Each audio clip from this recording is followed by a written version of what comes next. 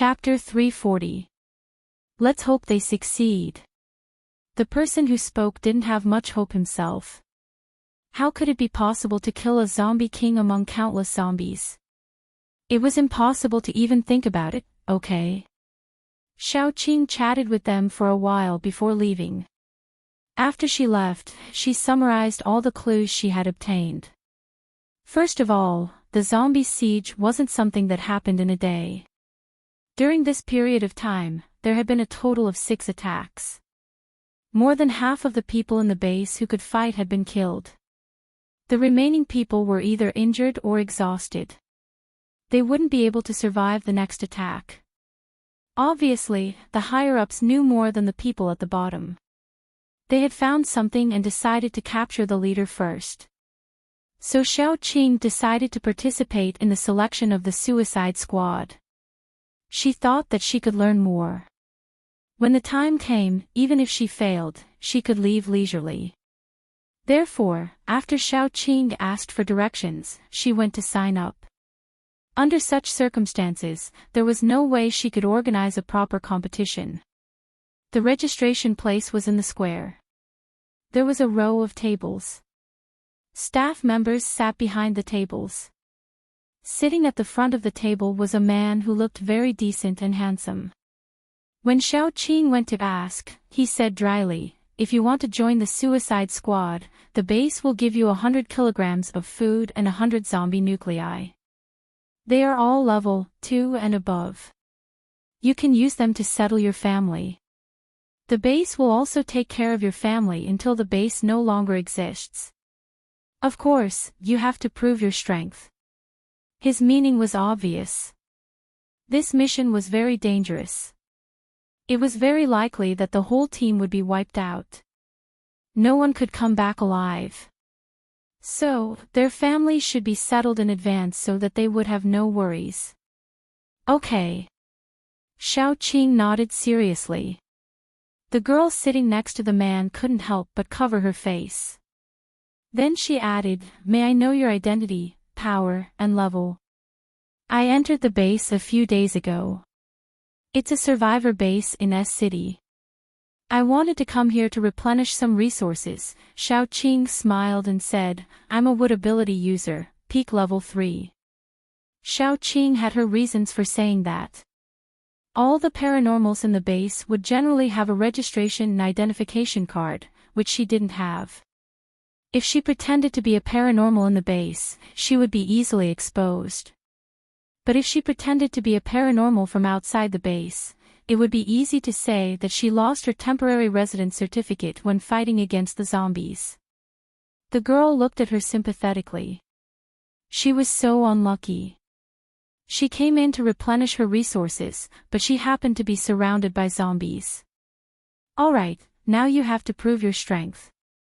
The girl glanced at the handsome man beside her. He immediately stood up and said, "Fight with me. If you can hurt me or last for 10 minutes, you'll pass." The girl hurriedly pulled the man's sleeve and glared at him. This man was the strongest paranormal in the base. He was already a level 4 paranormal. If he didn't go easy on her, the woman in front of him wouldn't last for 10 minutes. There weren't many people who were willing to be a suicide squad, especially when they knew that this was a one-way trip. The girl was really afraid that the man would beat Xiaoqing and make her run away. Wouldn't it be a pity to beat a wood ability user at the peak of level 3? The man pursed his lips and finally said, "Don't be nervous. I'll go easy on you." Xiaoqing almost laughed. She hadn't seen such an honest person in a long time. He didn't even know how to lie. Chapter 341. However, Xiaoqing didn't boast that she didn't need others to go easy on her. She just smiled and said, "Okay." The man used his ability. His muscles immediately bulged. Was he a strength-type paranormal? Xiaoqing also released her own vines. She racked her brains to think of a way to go easy on him without making it seem like she was going easy on him. The vines wrapped around the man in an instant and tied him up tightly. Xiaoqing was stunned at first. Was the man so weak? Then, she realized that something was wrong. The vines didn't pierce the man's skin. Secondly, the vines wrapped the man into a cocoon. But soon, the shape of the cocoon changed. It changed from a round shape to an indescribable shape. Then, Xiaoqing saw something soft like liquid flowing out from the cracks. After flowing out, the whole cocoon deflated. Then, the liquid on the ground formed a human shape. Finally, it turned into the man's appearance. What kind of ability was this? Xiaoqing was stunned for a moment. This was the first time she had seen such a strange ability. She had to admit that if this ability was used well, it would definitely be very awesome. Turning one's body into liquid, there shouldn't be anyone who could kill him. Xiaoqing was curious. Then, she changed her mind. She wanted to see what other abilities the man had. After all, it was the first time she had seen such an ability. Xiaoqing pressed her hand down. Countless vines rushed up to the sky. Each one was like a sharp spear, stabbing at the man. The man didn't know when a spear would come from under his feet. He also didn't know where it would come from.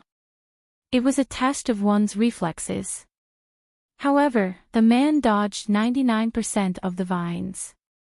The remaining 1% was too tricky.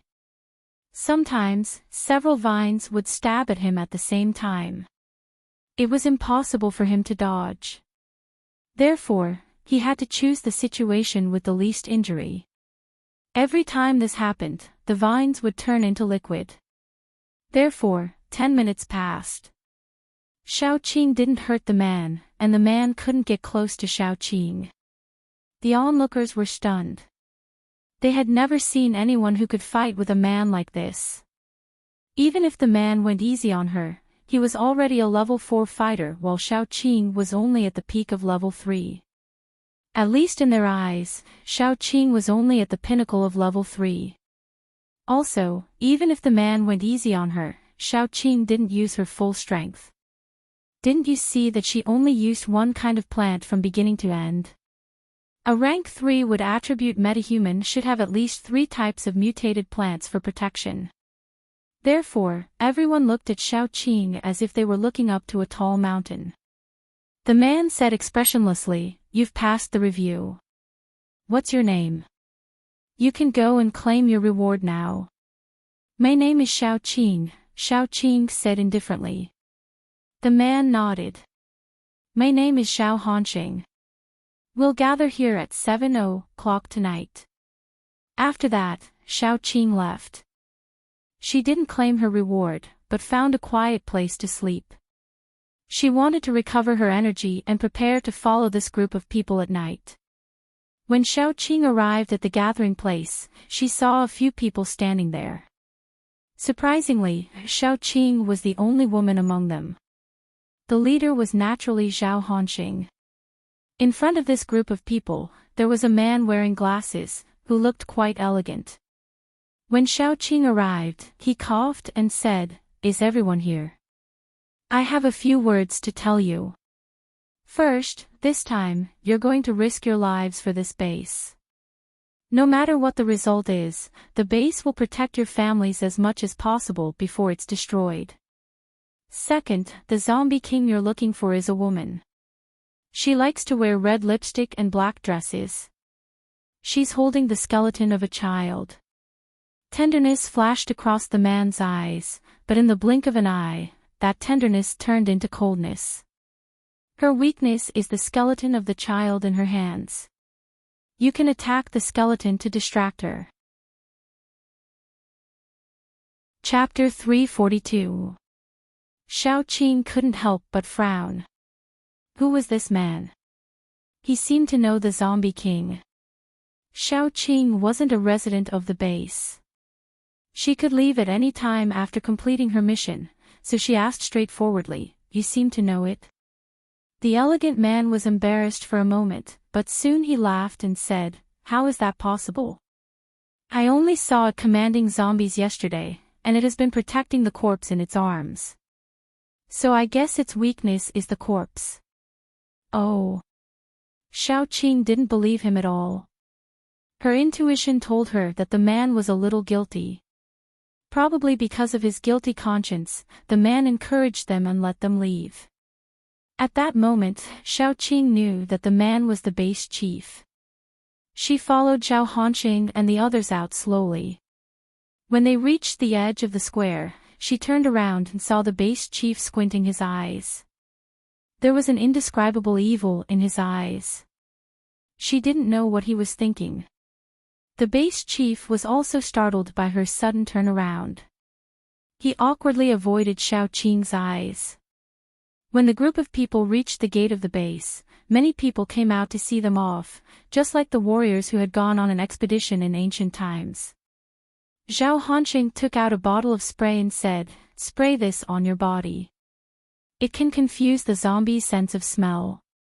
It won't last long, but it's enough for us to find the zombie king and kill it." Then he took the lead and sprayed it on himself. When he sprayed it on his armpits first, then on his chest and back. A strong smell of corpse spread out. This stuff was mostly made by collecting the body fluids of zombies. It could temporarily block the smell of human bodies and confuse the zombies' sense of smell, making them think that they were the same kind. Xiaoqing didn't want to spray it, because it smelled really bad. If she sprayed it on her body, she wouldn't be able to wash it off easily. Besides, the clothes she was wearing would definitely be ruined. It was like hurting the enemy 100 times, but losing 12,000 times. However, in order not to appear too abrupt, she still endured the stench and sprayed it. However, she didn't spray much. As a result, Zhao Hanqing sprayed Xiaoqing's chest all over. Women are so pretentious. Is a little smell more important than your life? Xiaoqing's face turned green at that time. Fortunately, it was already dark and she couldn't see clearly.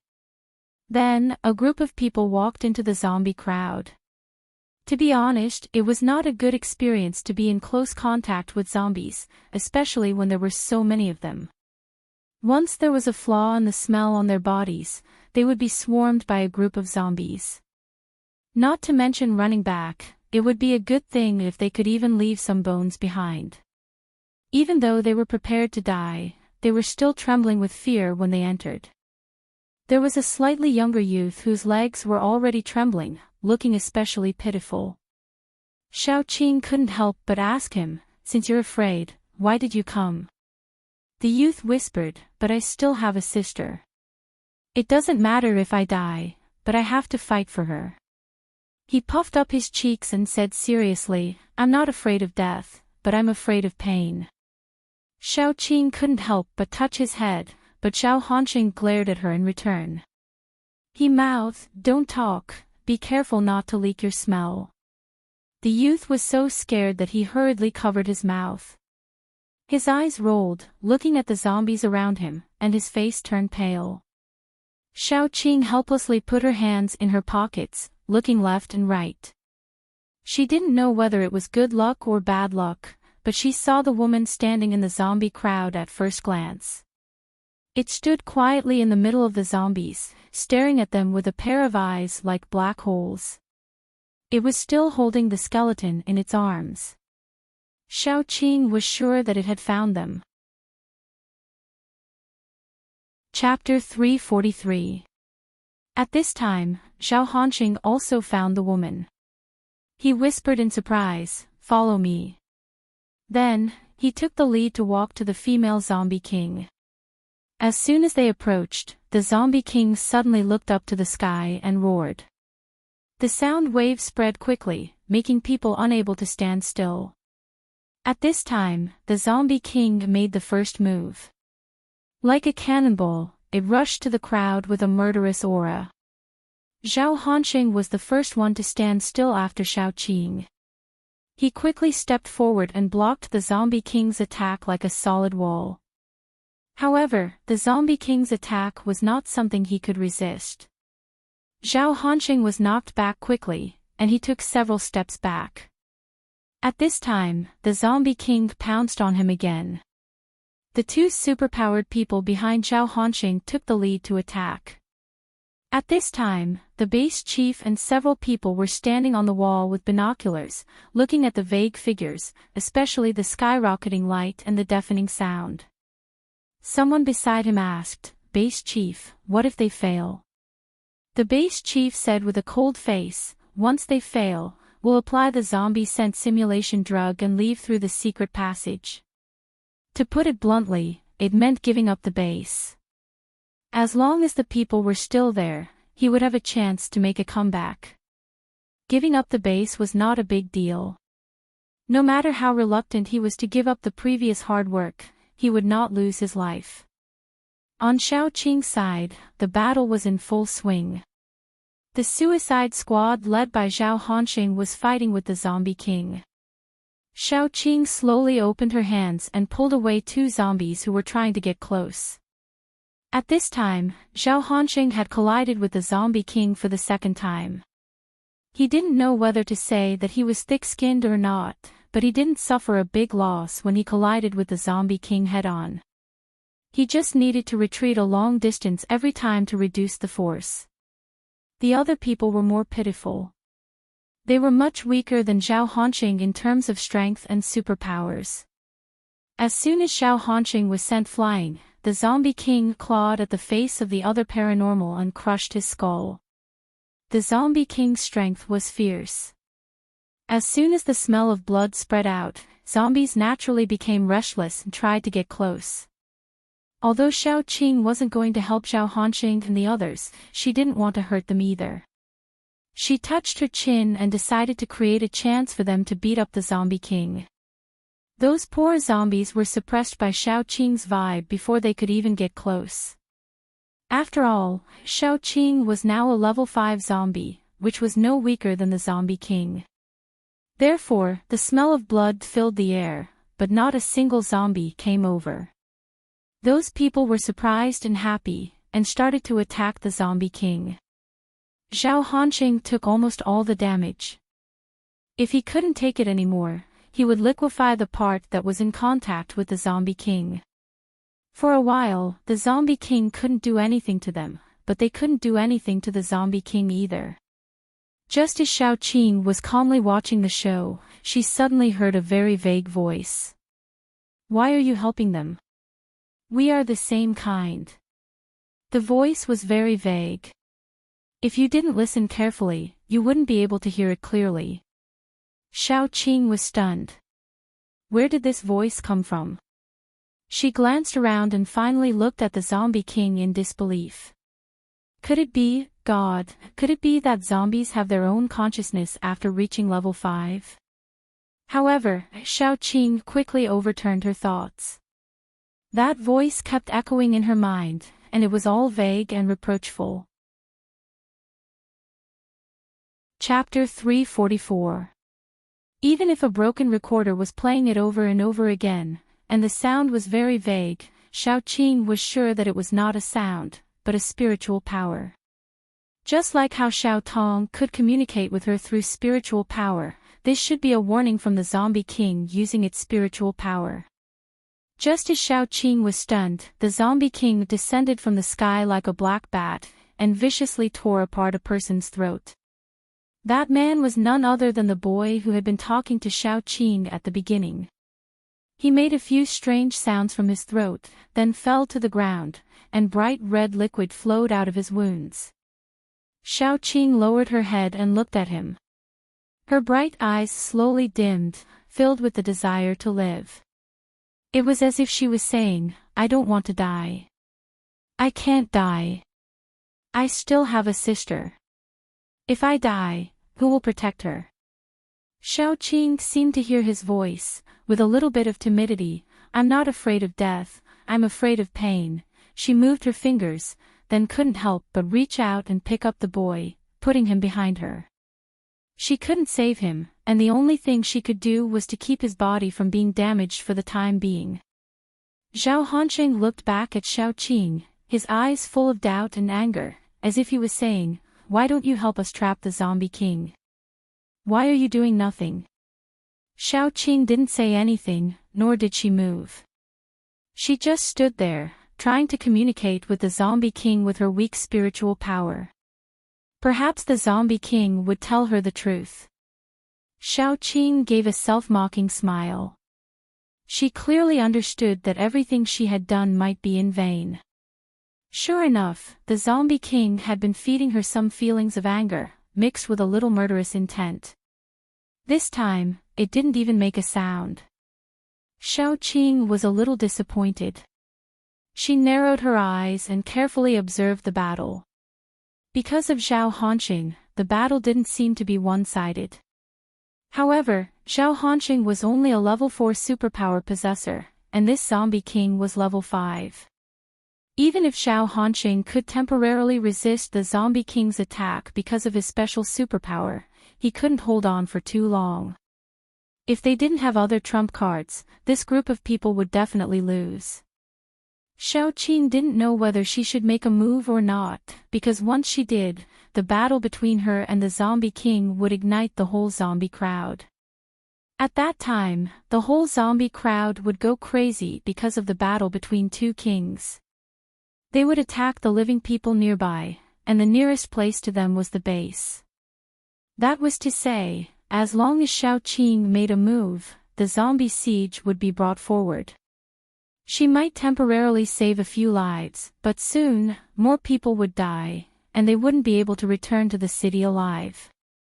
They would still die at the hands of the crazy zombies. She was cold-blooded and heartless, but she wouldn't make a move for the time being. Xiaoqing's indifference surprised and angered everyone, but now wasn't the time to blame Xiaoqing. Every one of them was trying their best to attack the Zombie King. However, the gap between them and the Zombie King was too big. Even if they risked their lives to attack, they couldn't even reach the Zombie King's skirt.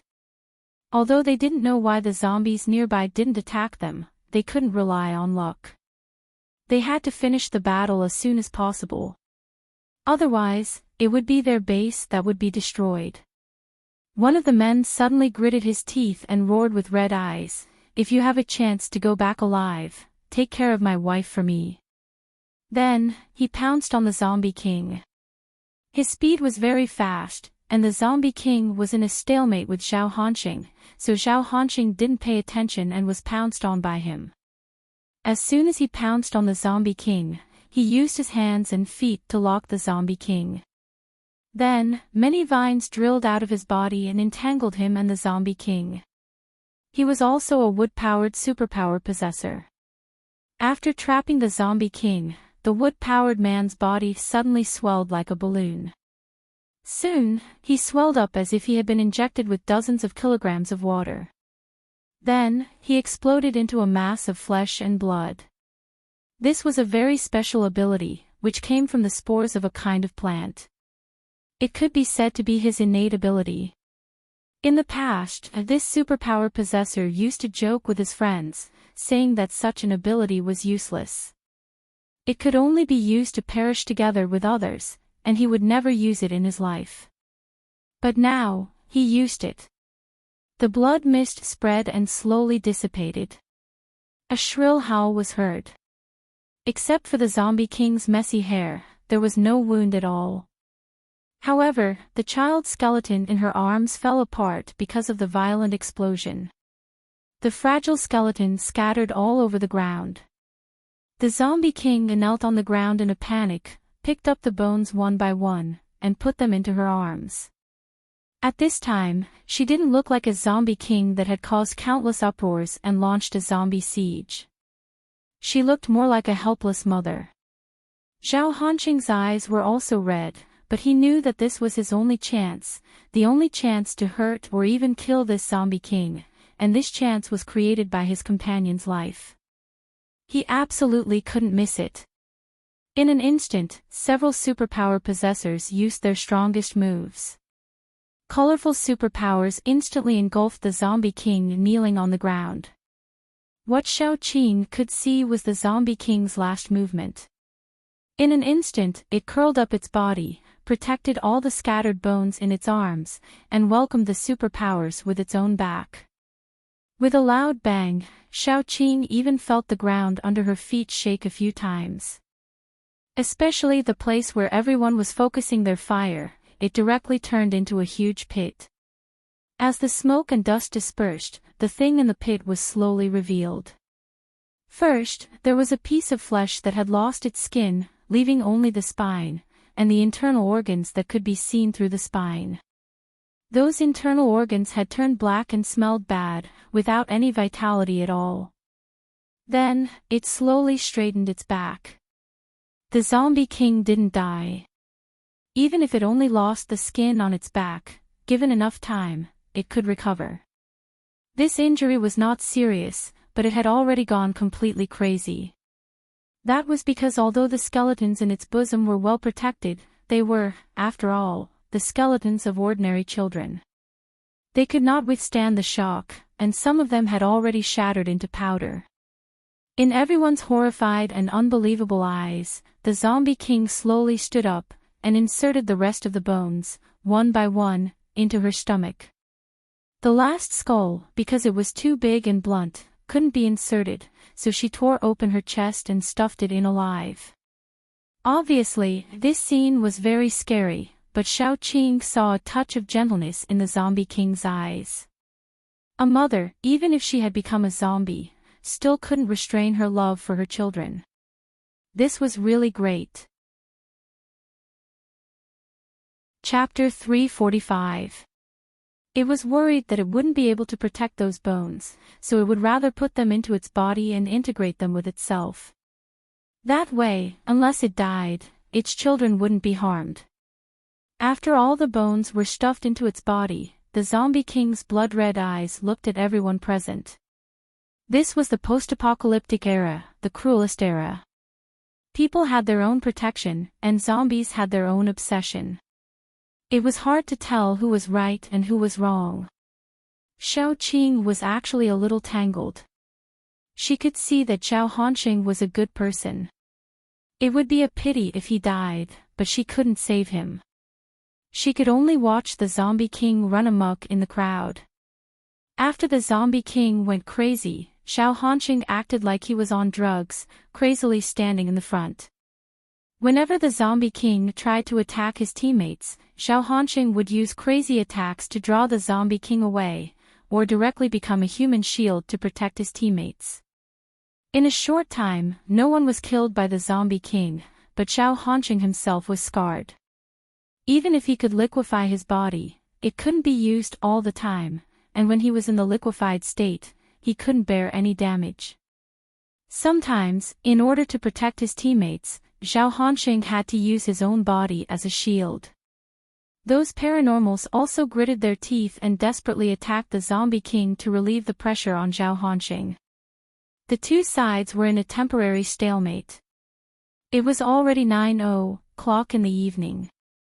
Xiaoqing looked at the time. If it went on like this, Zhao Hanxing would definitely be defeated. Just when those paranormals were all scarred and about to lose, suddenly, a particularly sharp howl sounded from the north. The zombie king, who was about to kill Zhao Hanxing and others, decisively stopped and roared in response to the howl. Then, it didn't continue to fight and got into the crowd, heading north. As soon as Zhao Hanxing got out of the battle, he lay on the ground as if all his strength had been sucked out. He couldn't help but feel a little desperate. Was the zombie king going to launch a general attack? Xiaoqing rolled up her sleeves as she walked past him. She threw some ointment on him to stop the bleeding. It was just right for now, when they were all injured all over. Zhao Hanxing can't help grabbing Xiaoqing's trousers. Xiaoqing lowers her head and looks at him in confusion. Zhao Hanxing's eyes are full of anger. Why? Why didn't you participate in the battle against the zombie king? Why didn't you save those who had died? You clearly had the ability to do so, you were clearly a member of the team. Xiaoqing knew Zhao Hanxing's doubts, but she didn't want to explain. She didn't want to tell Zhao Hanxing and the others that she was a zombie king, and that once she started a fight with the Zombie King, she would trigger the zombie siege in advance. Could it be that I did not help you? I chased away those zombies that tried to approach and created a relatively advantageous situation for you. So, she didn't want to explain from the beginning to the end. Anyway, after this matter is solved, she will leave. She probably won't have many chances to meet Zhao Hanxing and the others in her life. If they are misunderstood, then so be it. Anyway, she and Zhao Hanxing are not familiar with each other. So what if they are misunderstood? Xiao Qing slightly raises her foot, then pulls her trousers out of Zhao Hanxing's hands. Then, she chases after the Zombie King. Wherever she passes, those zombies will obediently make way for her. Zhao Hanxing closes his eyes. He can't tell if he is in despair or something else. He knows that he and his companions can't go back. They are surrounded by zombies, and they are covered in wounds. That thing can't cover the smell of blood.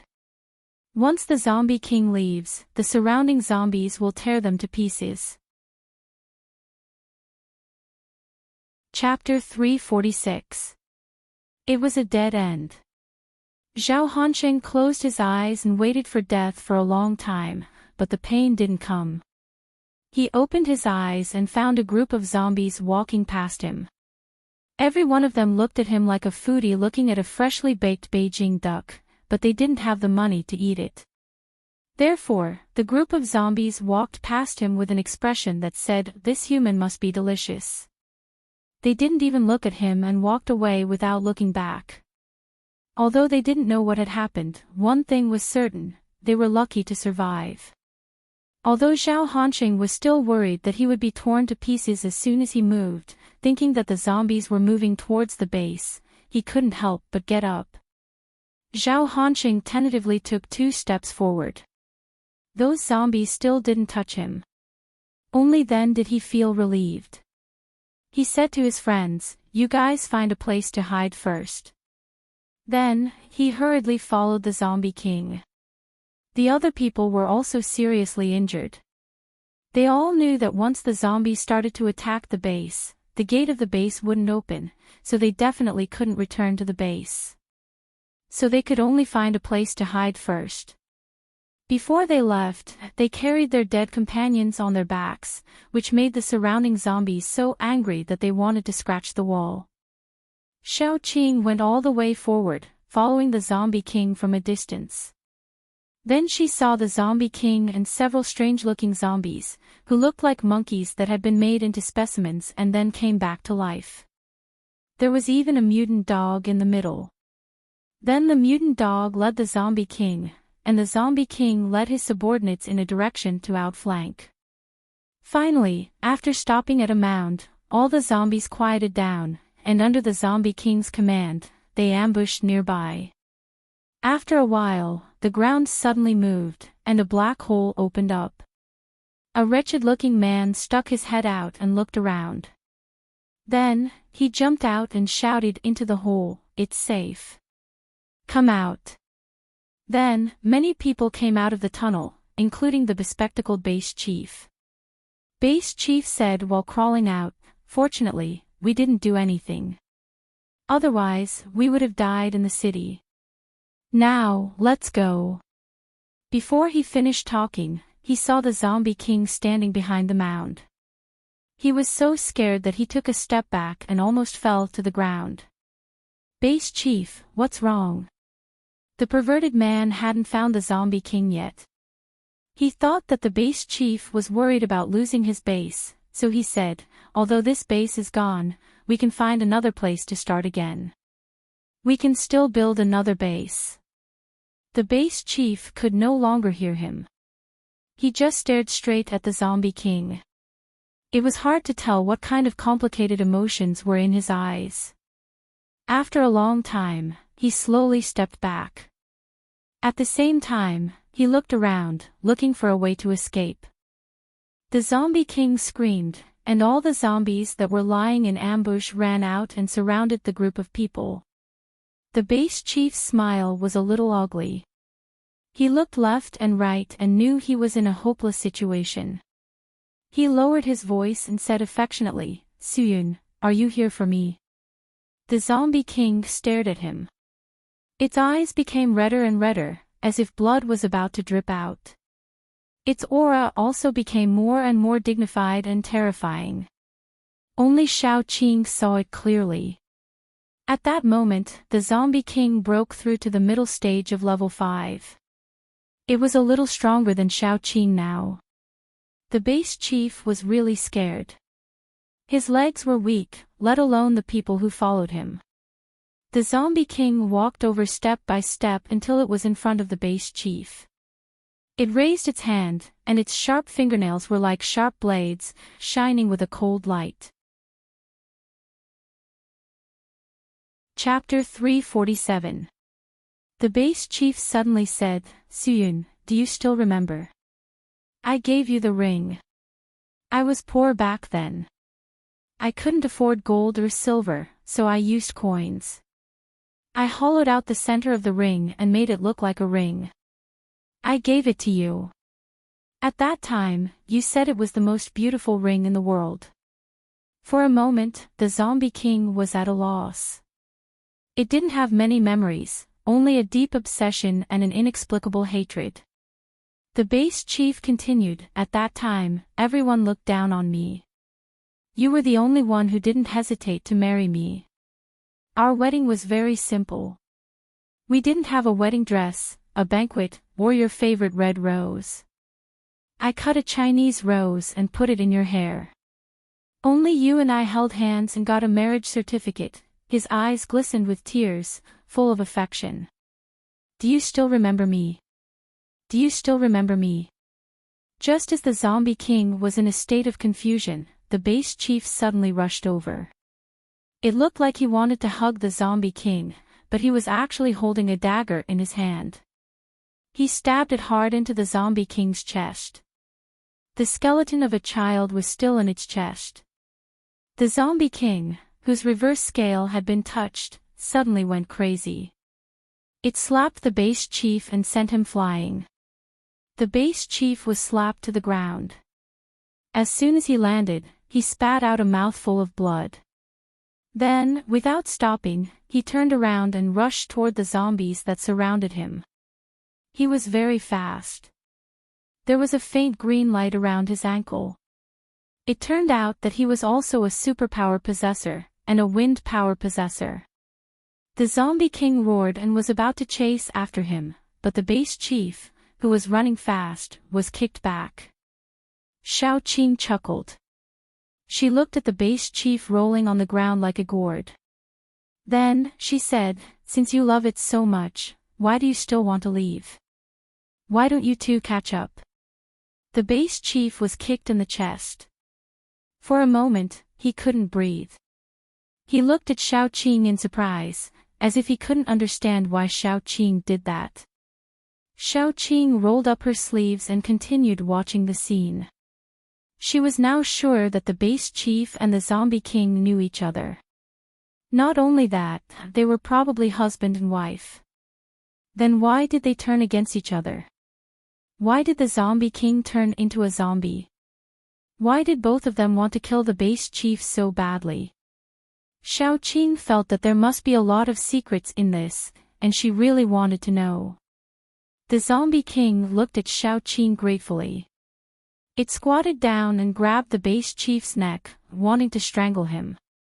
The base chief grabbed the zombie king's wrist with one hand and condensed a wind blade with the other to stab the zombie king's eyes. When the zombie king turned its head to dodge, the base chief struggled to escape from the zombie king's grasp.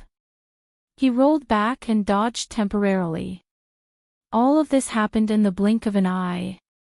Those who came out with the base chief were stunned. What was going on? He didn't know that Shao Qing was also very curious. First, she was sure that this base chief wasn't a good person. Would a good base chief abandon the entire base and escape through a secret passage when the base's survival was at stake? Second, he could say affectionate words to a zombie while attacking it. How could an ordinary person do that? Most importantly, what was the identity of the zombie king? Why was it carrying the skeleton of a child to seek revenge from the base chief? Xiaoqing was really curious. She bit her nails and watched the base chief and his people run away like rats while being chased by zombies. It was like watching a show. Until Zhao Hanxing came. Zhao Hanxing saw the base chief being chased by zombies and hurried to protect him. Xiaoqing had a headache. Why did this person come again? Chapter 348. He was already injured. Shouldn't he find a place to heal? Why did he come back to seek death? If Zhao Hanxing was killed in order to save this bastard who had abandoned the entire base, it wouldn't be worth it at all. Xiaoqing calmly reached out her hand. Immediately, vines came out from under Zhao Hanxing's feet. He wasn't as strong as Xiaoqing, and he was seriously injured. He couldn't dodge at all. Soon, he was entangled and dragged to Xiaoqing. You! Let me go! Zhao Hanxing glared at Xiaoqing, gritted his teeth and said, You. He didn't know how to curse. After a long while, he squeezed out a word, scum.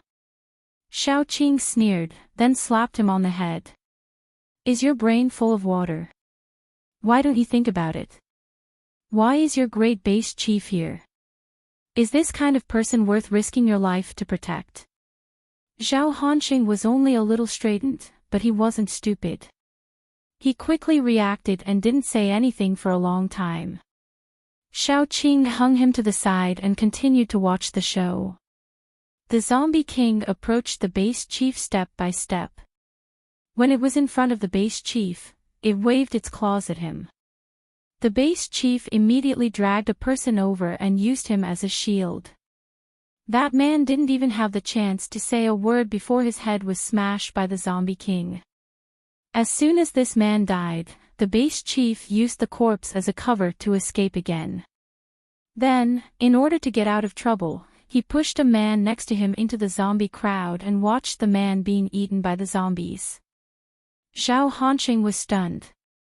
He knew clearly that if Xiaoqing hadn't pulled him over, he would have been the one being used as a human shield. Was this the kind of person he had been loyal to and protecting all this time? A base chief who abandoned the whole base and ran away. A base chief who used his companions as a shield. A base chief who pushed his own men into the zombie crowd.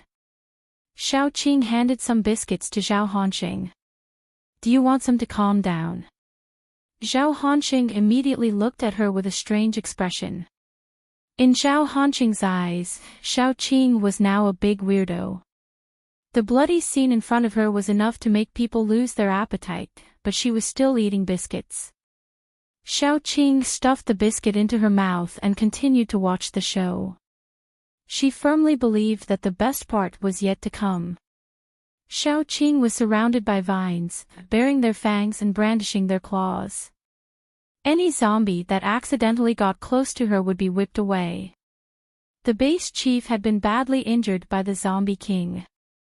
As soon as he saw Xiaoqing, he couldn't help but want to divert the trouble away. This was probably the worst decision he had made tonight. He suddenly jumped up and rushed towards Xiaoqing, but before he could say or do anything, the vines came down on him and beat him up until his head was swollen like a pig's. Then, he almost couldn't dodge the zombie king's attack and was beheaded. Xiaoqing smiled and said, "You want to drag me down with you? I'll give you a chance. Tell me the gossip about you and the zombie king. If I'm happy, maybe I'll save you. If I'm willing to protect you, no one here can kill you." He hesitated, but another man said without hesitation, "I'm his childhood friend. I know everything about him. If you save me, I'll tell you." Xiaoqing leisurely reached out a vine and dragged him over, then hung him up. "You can tell me now. If you lie to me, I'll throw you into the zombie crowd." The man swallowed, then glanced at the base chief. He straightened his neck and said, "He's an animal. He has a human face and a beast heart. He deserves it. Hearing that, Xiaoqing was shocked. Hey, wasn't this man his childhood friend? What a sharp comment. Chapter 349. That female zombie is his wife, Yang Su-yun. She followed him when he was still a poor loser and supported him very much. She took out all her savings and salary for him to start his business. In the end, this heartless and unscrupulous person actually took the money out to gamble and even had mistresses. Once he ran out of money, he would come back to ask Yang Su-yun for money. Yang Su-yun did not know what he was doing outside and gave him all her money. She ate steamed buns and salted vegetables every day until Yang Su-yun got pregnant. That guy finally restrained himself a little. That person took a deep breath and began to curse. A dog can't stop itself from eating shit. A few days later, he went out to cheat again. God did not have eyes. He actually did not let Yang Su-yun discover that he was such a beast. Later on, when the child was a little more than 1 year old, the world ended. Didn't the television say that many people fell into a coma and after waking up, they would turn into zombies and bite people everywhere? This beast actually threw his son down from the 6th floor. Because his son was unconscious at that time, he was worried that his son would turn into a zombie, so he threw his son down. A 1-year-old child falling from the 6th floor, other than falling to his death, is there any other way? Other than a beast, who else would do such a thing? Even a vicious tiger would not eat its cubs.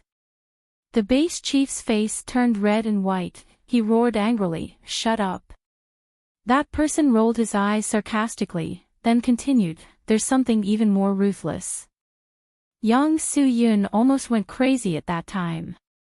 She tried to go downstairs to find her son, then she was beaten up by this beast. He locked her up and did not let her out until there was no more food in the house.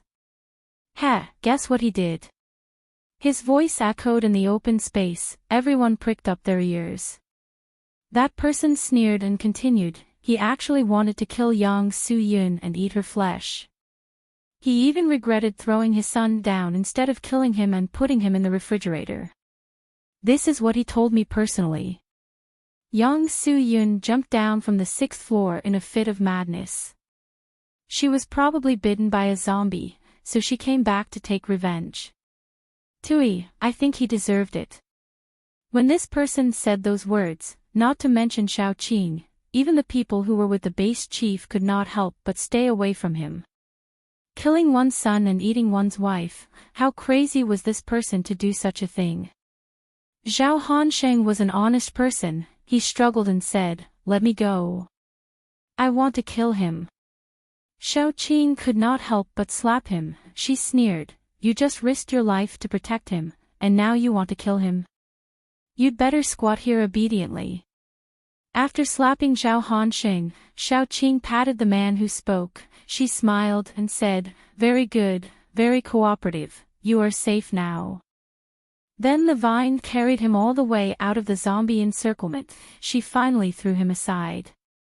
That person was stunned at first, then he was pleasantly surprised. He thanked her repeatedly, then spat at the base chief's position. He then walked in the direction of the base. After sending that person away, Xiaoqing said to the zombie king, "I will not stop you from taking revenge, but after taking your revenge, leave this place. Those people in the base are innocent after all." The zombie king already had some consciousness.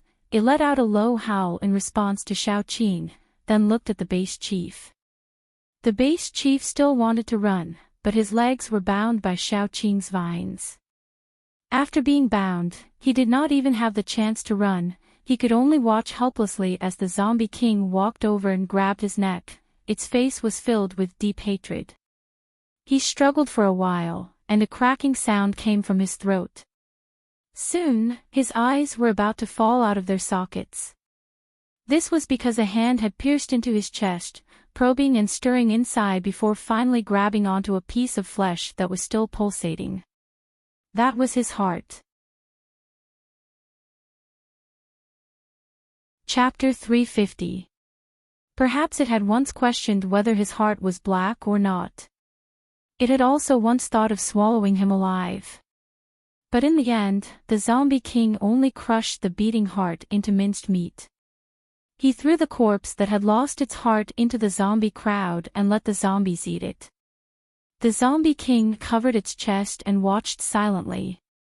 Only when the corpse was left with only bones and bits of flesh on the bones did it let out a roar. Those zombies who had received the order retreated like the tide, scattering until they could no longer be seen. Only the zombie king was left in a daze. At the moment when it got its revenge, it didn't feel happy or sad, only confused. It suddenly recalled some scenes in its mind. It fell from a tall building. It didn't know if it was lucky or unlucky. It fell into a flower bed and broke its leg. It couldn't tell where it was, and then it was bitten by a zombie. After it became a zombie, it wandered around with many zombies, eating people and its own kind. In the end, it became the top group of its kind. It seemed to have remembered something and returned to the first floor where it fell. From the layers of bones, it picked up a skeleton that had been eaten clean, leaving only the bones. When it was windy and rainy, it would hide in some abandoned houses with the skeleton. When it was in a fight, it would carefully protect the skeleton. Even if it was injured, it wouldn't let the skeleton be damaged. For this reason, it was seriously injured several times. Because of this, it learned to hide in the dark and wait for both sides to be injured. Then it would go out and pick up the ready-made ones. It remembered that it had enemies, people that it hated to the core. But now, its enemies were dead. They died without an intact body. It didn't know what to do next. Nowhere to go. Xiaoqing lifted the zombie king's chin and carefully observed its neck. It was badly rotten. It should be the wound where the zombie first bit it. The zombie king was highly vigilant towards its own kind. But it was grateful to Xiaoqing. It looked at Xiaoqing confusedly.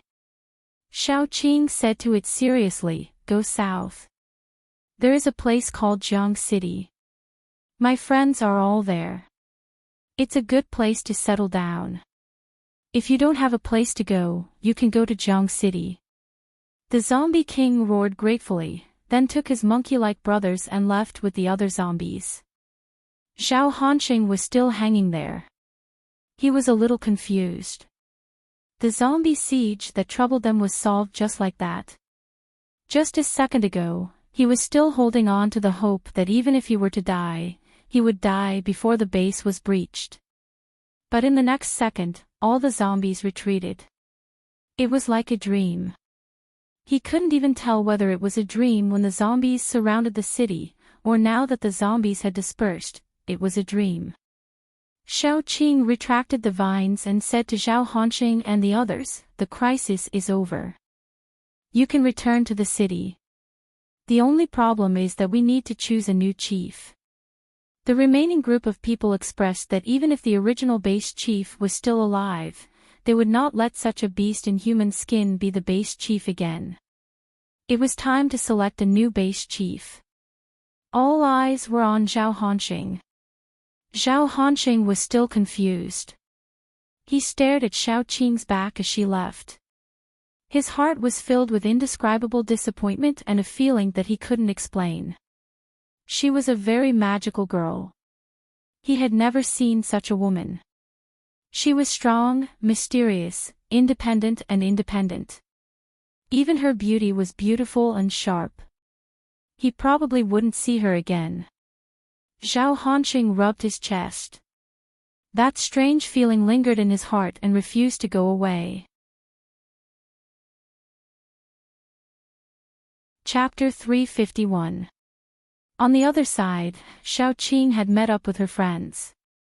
Qin Zishi had big dark circles under his eyes.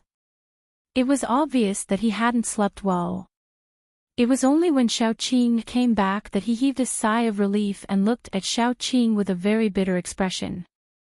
Xiaoqing hurriedly explained the general situation to everyone, causing a few of her companions to be very angry. At the end of the world, when the law no longer played its role, the demons that had been suppressed in the hearts of some people for a long time were released. When the shackles of morality and the shackles of the law were no longer effective, some people would become unscrupulous, disregarding the law, and becoming deranged. Since the problem was solved, they had to go back as soon as possible. Otherwise, Gu Ning and Gu Ning might arrive with reinforcements on their way back. Therefore, Qin Zishi asked his friends to find a pack of mutant wolves. He rode on a mutant wolf and rushed back. When they arrived at the gate of the capital, Qin Zishi had just released the pack of mutant wolves when he saw his father walking out with reinforcements. If they had come a little later, they might have missed each other. It was too much of a coincidence. His father was struck dumb when he saw them coming back. He asked, "What happened? Is the battle over? Is the base broken? Why did you come back?" Qin Zishi had no choice but to repeat what Xiao Qing had said yesterday. She then said, "We were worried that the reinforcements would leave too quickly and that I would be too slow to return. It would be easy to meet the reinforcements on the way back and the reinforcements would have made a wasted trip, so we sped up our return." His father didn't know that the siege of the city was over until now. At this moment, he looked at Xiao Qing in a different way. No matter what, Xiao Qing was brave and resourceful, since she dared to investigate alone and succeeded. "Since it's done, you can come back now," his father said calmly. Father Qin said calmly. This was the first task he had given Qin Zishi, and it was beyond his expectations that she would complete it so well. Mr. Qin actually wanted to praise Qin Zishi, but firstly, he was too shy to say it out loud. Secondly, he was not familiar with the business and was a little stuck. Thirdly, he was afraid that Qin Zishi would be proud. Hence, Mr. Qin cleared his throat for a long time and finally said, "Go back and rest." The journey was quite tiring. Qin Zishi responded expressionlessly and led her friends inside. Xiao Qing could tell that Mr. Qin cared a lot about Qin Zishi. Otherwise, he wouldn't have rushed out with his friends the moment he received news that the Gu siblings were back. A general who came from a military family had his collar button crooked when he led his troops out. How impatient was he? This pair of father and son clearly cared about each other and cared a lot about each other, but they refused to say anything. They would rather have a cold war than express their inner thoughts. Xiao Qing felt tired for them. After entering the capital, they relaxed. Although there was only one adventure, the others who waited outside didn't have an easy time either. Everyone was so worried that they couldn't sleep well at all. Once they were back in the capital, they felt safe and relaxed. However, the moment they arrived at the gate of the Qin family's house, they saw Master Qin walking out with several people in a panic. Seeing Xiao Qing, Master Qin couldn't control himself and immediately said, "The baby is missing." Master Qin had been looking after the little bun these days. He usually took the little bun to play. Occasionally, when the little bun ran to the gate to play by himself, there must be people secretly protecting him. Therefore, Master Qin was quite relieved. Chapter 352. But today, Little Bun said he wanted to play with a ball at the door. Grandpa Qin was busy dealing with the strange fog Xiao Qing had given them, so he arranged for a few superpowered people to secretly protect Little Bun. But at lunchtime, Grandpa Qin realized that Little Bun hadn't come back. He went to the door to call him personally, but then he realized that Little Bun was gone. He was shocked. He couldn't get in touch with Little Bun's bodyguards, so he hurriedly ordered the nannies and bodyguards to search everywhere. In the end, he found the bodies of several bodyguards in a corner. The wounds on the bodies were clean. It was obvious that they had been killed with one stab. He couldn't tell what kind of superpowered person had done it. Grandpa Qin's hands and feet turned cold and he almost fainted. He really doted on Little Bun like he was his grandson. Now that Little Bun had suddenly disappeared and his bodyguards were dead, even though he was used to seeing countless storms and waves and had been able to hold his own in the political world for a long time, he was now an ordinary old man in a panic. Just as Grandpa Qin organized his men to search for Little Bun, Xiao Qing finally came back. As soon as Xiao Qing heard that the Little Bun was missing, her vision went dark. She had originally thought that the capital was safer, so she had left the Little Bun behind. In the end, the Little Bun had disappeared within a few days. Her heart, which hadn't beat since she came back from the dead, seemed to be trembling at this moment. She grabbed the arm of the person beside her tightly and lowered her voice, trying to make it sound less shaky. Go and find him. Even if you have to turn the entire capital upside down, you have to find my son. Yan Qiyu was in pain from Xiao Qing's grip, but she still comforted Xiao Qing softly. It'll be fine. Jingdu is only so big, so it's easy to find him. Those people must have caught Little Bun to target you, so they won't easily hurt him. Plus, Little Bun is not completely defenseless. Don't worry. Xiao Qing couldn't hear a word of comfort. Her mind was filled with searching.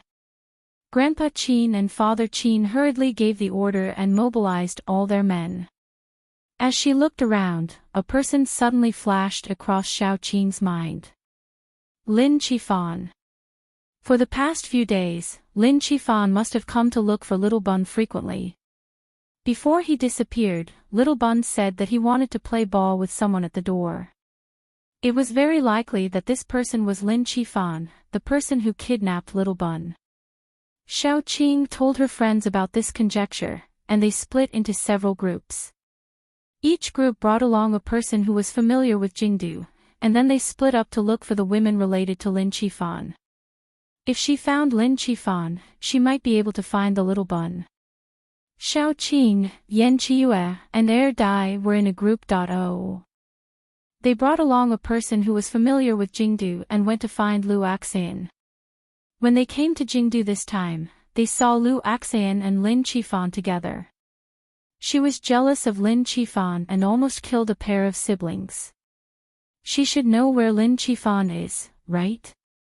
At this moment, Lu Axan was having fun with her group of bad friends. Xiao Qing kicked open the door, giving her a fright. When she saw that it was Xiao Qing, she was shocked again.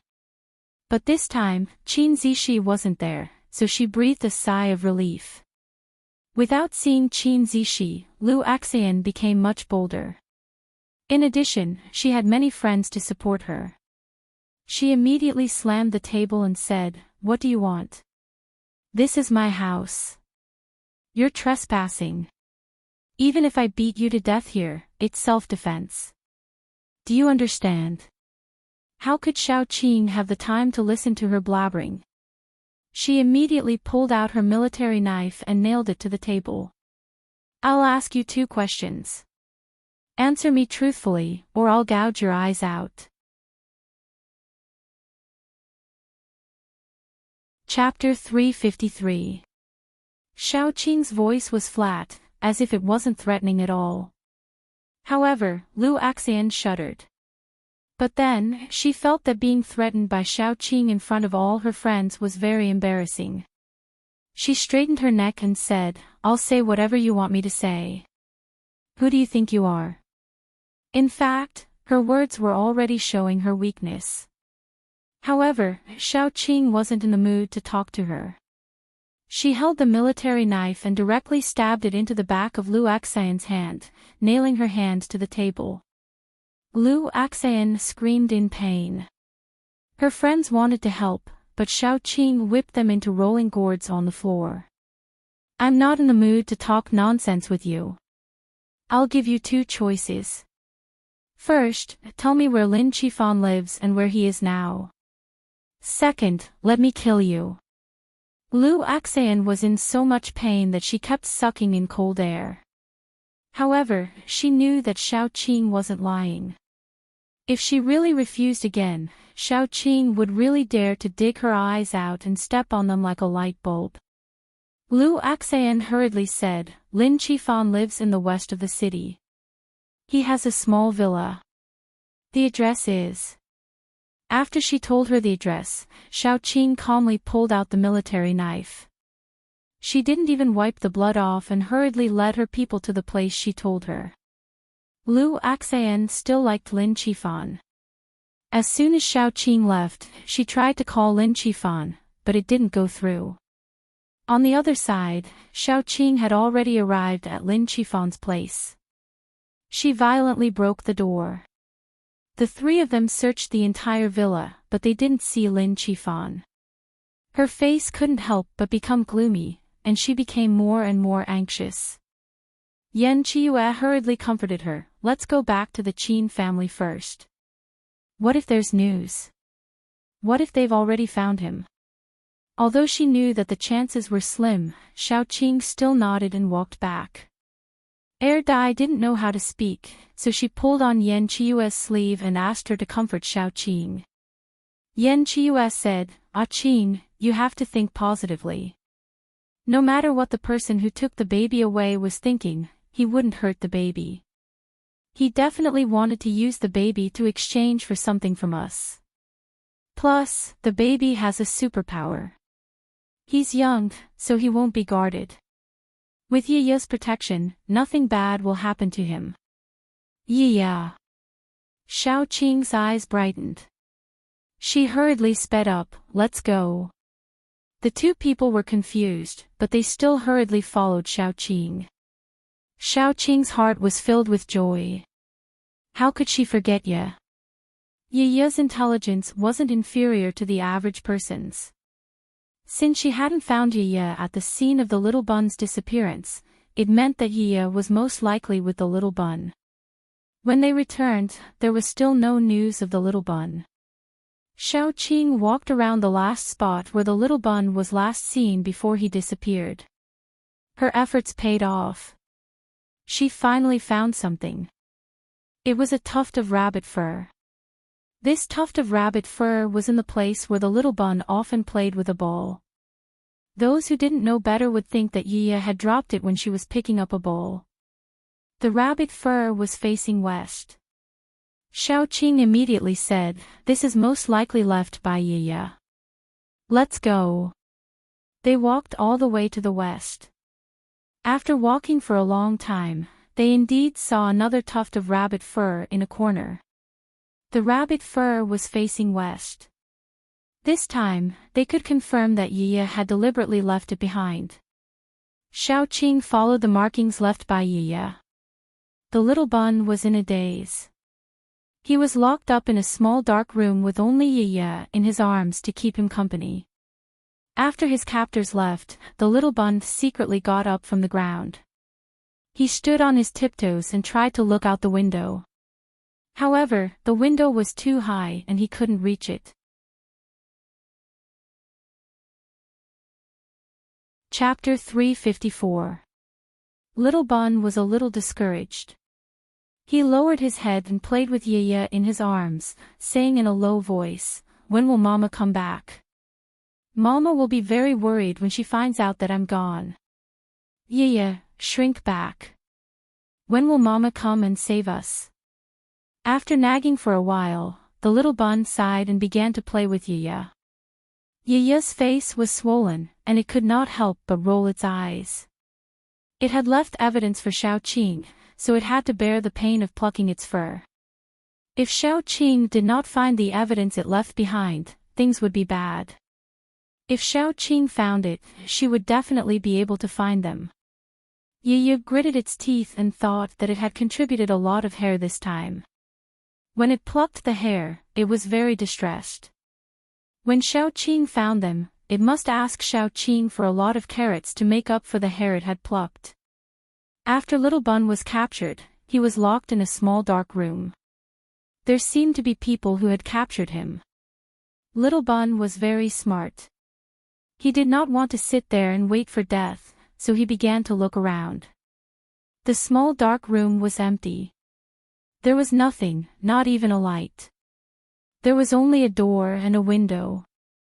He jumped and looked outside through the window. He saw a lot of metal and other things piled up outside.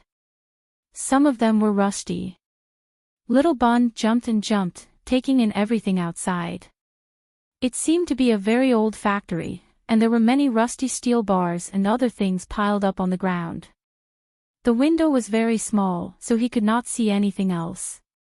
Outside, a few people were sitting in a circle. Lin Qifan was like a lackey, pouring water for everyone. He had always wanted to use Little Bun to change Xiaoqing. He had always believed that Xiaoqing still had some feelings for him. After all, a day together as husband and wife meant 100 days of love. 100 days together as husband and wife meant 100 days of love. As long as Xiaoqing was willing to forgive him, everything would be fine. His life would be better in the future. Then, a group of people came to Xiaoqing. They were very strong, and any one of them was stronger than the strongest paranormals Lin Qifan had ever met. They went straight to the point and asked Lin Qifan to cooperate with them to capture Little Bun and use him to threaten Xiaoqing. After the job was done, he would give him enough crystals and food to live for the rest of his life and let him go far away. Lin Qifan was moved. The reason why he wanted to win Xiaoqing's forgiveness was so that he could live a good life in the future. And the things that these people had promised him were too tempting. With these food and crystals, he could find a small base and live the rest of his life like a tyrant. Therefore, after Lin Qifan confirmed that they indeed had the financial resources, he decisively agreed. After he agreed, those people told him their plan. They wanted to use the Little Bun to lure Xiaoqing over and kill her. Lin Qifan only hesitated for a moment, then decisively cooperated with them to capture Little Bun. After all, it was not the first time that he had betrayed Xiaoqing. Therefore, Lin Qifan immediately took those people to the Qin family's gate and captured Little Bun. While they were capturing Little Bun, those people attacked Little Bun's bodyguards. Seeing how strong they were, Lin Qifan felt a lot more at ease. As long as Xiaoqing was dead, no one would take revenge on him, and he could live a good life in peace. "When should we send the message?" a burly man asked in a low, muffled voice. Another skinny man immediately said, "I thought it would take Xiaoqing a long time to get the message that her son is missing.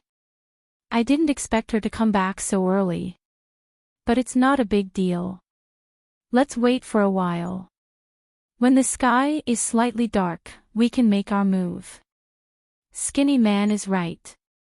When the time comes, we will stuff the letter under the Qin family's gate. Xiaoqing will definitely come over when she hears the news. She dotes on her son so much. When the time comes, we will take the opportunity to kill her. After completing the mission, we will quickly retreat. The man sitting in the middle said gloomily. Lin Qifan could not help but swallow his saliva when he heard that. It was not because he felt guilty, but because he was fantasizing about how happy he could live after obtaining those things.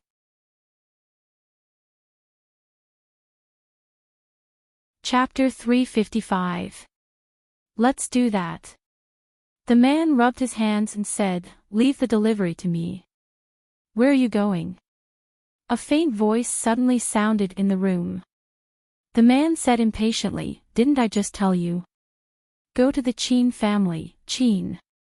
Halfway through his words, he suddenly felt that something was wrong. If he remembered correctly, there was no woman in their group. So, where did this woman's voice come from?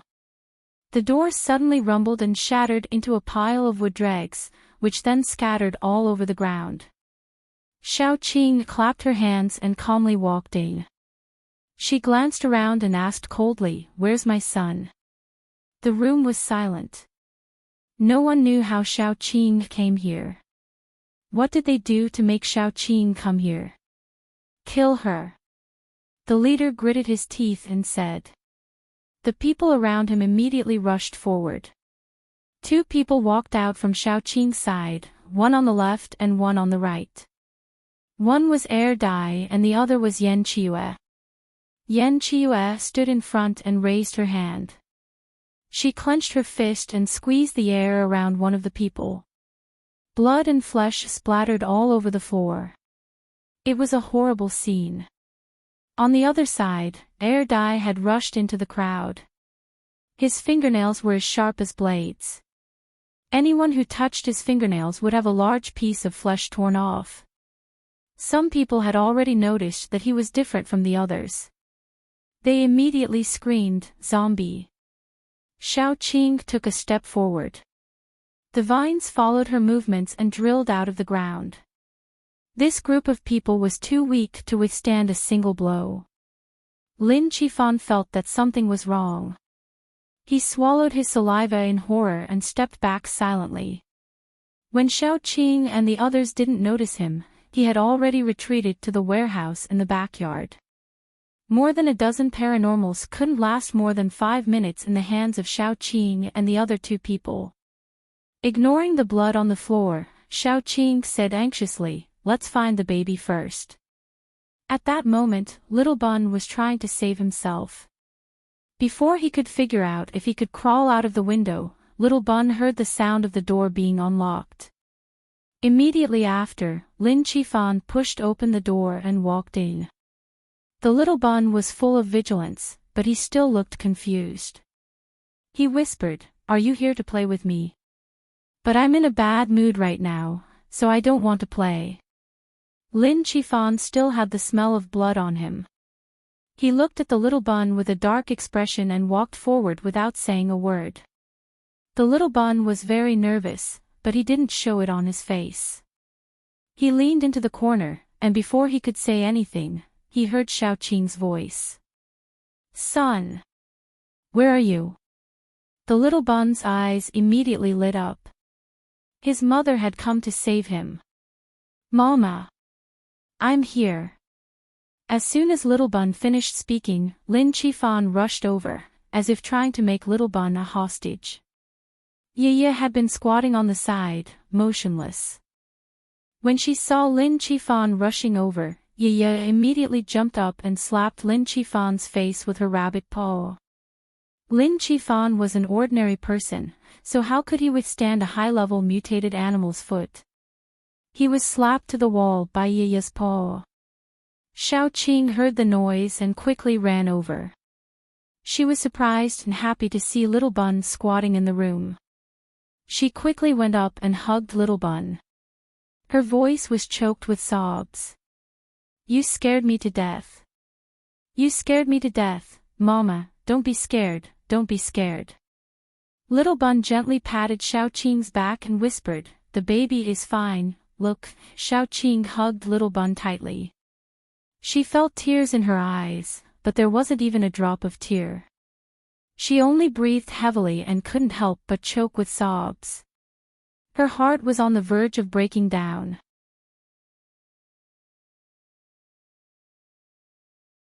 Chapter 356.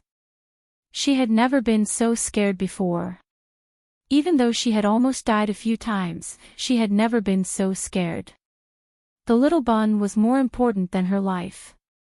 Anyone who wanted to take her baby away was the same as taking her life. Xiaoqing hugged the Little Bun tightly, unwilling to let go for even a second. Seeing this, Lin Qifan tried to leave. He crawled out from the corner, but before he could take 2 steps, he was kicked back by Yiye. The noise woke Xiaoqing up. When Xiaoqing turned to look at Lin Qifan, her eyes were red with anger. At that moment, she really wanted to tear him into pieces. Otherwise, she wouldn't be able to quench the hatred in her heart. Lin Qifan felt a strong murderous aura from Xiaoqing. He shrank back in fear, as though he was walking on the edge of death. His heart was about to explode from the stimulation. Lin Qifan was very scared. He didn't want to die. He hadn't lived long enough. He wanted to continue living. Xiaoqing hated him to the core. Step by step, she walked towards him. Lin Qifan tried to escape, but Xiaoqing stepped on his leg. Xiaoqing used a lot of strength in her kick, and Lin Qifan's leg bones were instantly shattered. He screamed in pain, and beads of sweat began to form on his forehead. Don't kill me. Lin Qifan hugged his leg and rolled on the ground in pain. He finally calmed himself down. Then, he crawled 2 steps and hugged Xiaoqing's leg. Ah Qing, even if you don't look at anything else, for the sake of our past relationship, please let me go. I swear, as long as you let me go, I will immediately leave the capital and the entire north. I will never appear in front of you again. Xiaoqing lowered her head and glanced at him. She couldn't help but say, disgusting. She had never seen such a disgusting man. Back then, she must have been blind to fall in love with such a man. Lin Qifan didn't care about what Xiaoqing said. He hugged Xiaoqing's leg tightly and said with tears and snot, "You know how much I love you. For the sake of our relationship, please let me go. I was forced by them. They threatened me. They wanted to kill me. I had no choice but to do this." Xiaoqing couldn't take it anymore. She kicked him away. Yan Qiua and Dai walked over. They glanced at Lin Qifan. Yan Qiua said coldly, "Ah Qing, kill him. I feel disgusted just by looking at him. Did he have a heart or not? How could he do such a thing again and again, and then beg for her forgiveness with such a disgusting face after the fact?" In any case, they had learned something new. Don't kill me. Don't kill me. Lin Qifan wanted to hug Xiaoqing's leg and cry. Unfortunately, Xiaoqing despised him for being dirty and refused to let him near her. Xiaoqing looked at the crying Lin Qifan and suddenly smiled. "Tell me, what did you do wrong? If you tell me clearly, I might spare your life." Lin Qifan was pleasantly surprised. He hurriedly said, "I really know that I was wrong. I shouldn't have done such a thing because of their threats. I almost harmed you and your son. It's only right that you hate me. I'm willing to compensate you, apologize to you, take care of you, and be a slave." "You know that's not what I want to hear," Xiaoqing said calmly. Lin Qifan gritted his teeth and suddenly slapped himself. "I'm worse than a beast. I was possessed. It's my fault. It's my fault. It's my fault. It's my fault." As he spoke, he slapped himself. He used quite a lot of strength. Soon, his face was swollen. Xiaoqing kicked him and said softly, "All right, I forgive you. Don't worry. I won't kill you." Chapter 357. Without waiting for Lin Qifan to breathe a sigh of relief, Xiaoqing stepped on Lin Qifan's other leg. There weren't any wounds on this leg, so Xiaoqing crushed his leg bones. Not only his leg bones, but his arms were also crushed bit by her. Finally, she crushed the bones below his neck. In the end, almost all of Lin Qifan's bones were crushed by Xiaoqing. Those that couldn't be crushed were crushed by her. In the beginning, Lin Qifan would still beg for mercy. When the pain reached its peak, he would even curse. But in the end, he was exhausted and didn't speak anymore. He was just like a dying dog, lying on the ground, panting heavily and moaning softly. If it weren't for the moaning and the occasional twitching of his body, Xiaoqing would really think that he was dead. Because all the bones in his body were crushed, Lin Qifan was like a pile of mud, lying on the ground. Xiaoqing pulled out her military knife and cut his face again and again. Every cut was so deep that the bones could be seen and the flesh was torn apart. That hatred, that sadness, that anger, all of it dissipated like smoke under the blade.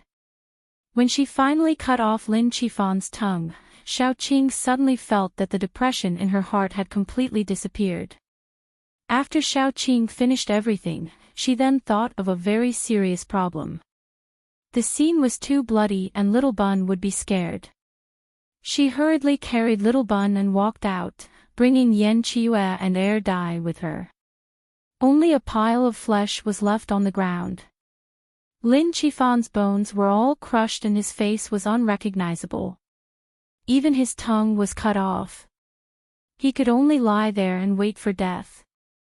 Xiaoqing slightly curved the corners of her lips. She promised that she wouldn't kill him. But in this world, there were too many things that were scarier than death. For example, living a life worse than death. However, Lin Qifan did not die. He had a superpower, which was an extraordinary recovery ability. It was an extremely selfish superpower. Although it was weak, it allowed him to survive. But he was better off dead than alive. From then on, there was no Lin Qifan in the world. He was just a beggar, dragging his rotten body and begging for food on the streets of the capital. He didn't have a tongue. Other than his hands, his body was almost like a pile of meat paste. When he begged for food, he used his hands to crawl forward. Sometimes, he would think about the first time he met Xiaoqing a long, long time ago. Her cold eyes suddenly opened with a hint of danger, like a blooming poisonous flower that captured his heart. He stood in the light while she sat in the shadows. As the light and darkness intertwined, for the first time, he went against his conscience and came into contact with trouble. As for betrayal, Lin Qifan thought it was probably because he was too greedy. At first, he was a little unwilling. Why was she better than him in everything? Even a man like him needed her to support him. Later, he wanted her to have a better life. He didn't want to be weaker than her, so he wanted to earn more. In the end, his greed led him step by step towards destruction.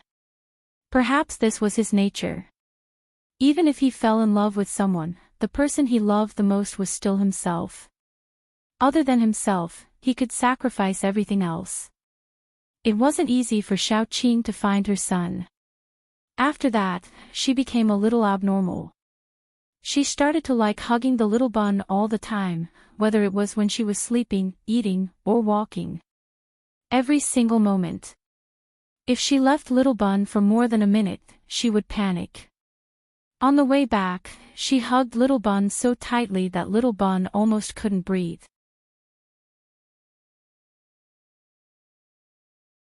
Chapter 358.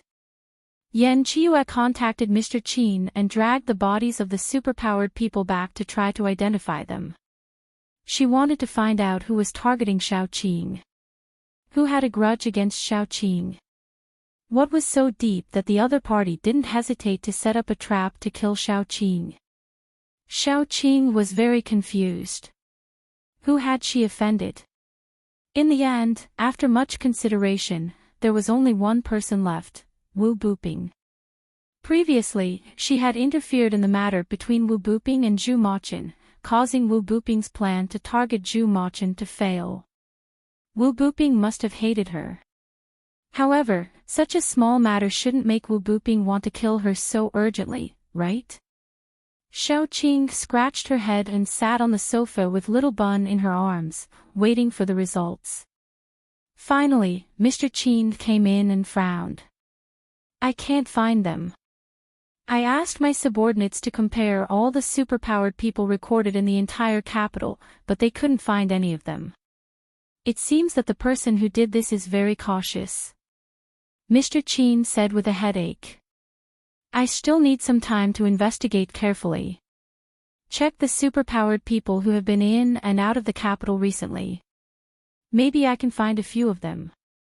Xiaoqing didn't think that Mr. Qin would be able to find them immediately.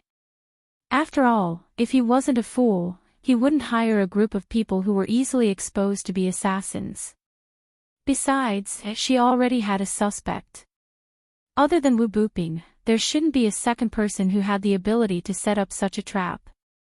Wu Buping was really ruthless. He wanted to kill her for such a small matter. He even sent so many superpowered people who were unclear about the background to set up such a meticulous trap. If Yi hadn't been quick-witted and left a mark, she really might have gone to this Hongmen banquet alone after receiving the letter. However, Wu Buping was destined not to be able to kill her. Because even if she went to the Hongmen banquet alone, with so few people, they couldn't kill her. Wu Buping underestimated her too much. Unless Wu Buping used the entire Mad Demon group to set up a trap, Xiao Qing wasn't afraid at all. Could Wu Buping send more than 2 level 5 superpowered people to kill her?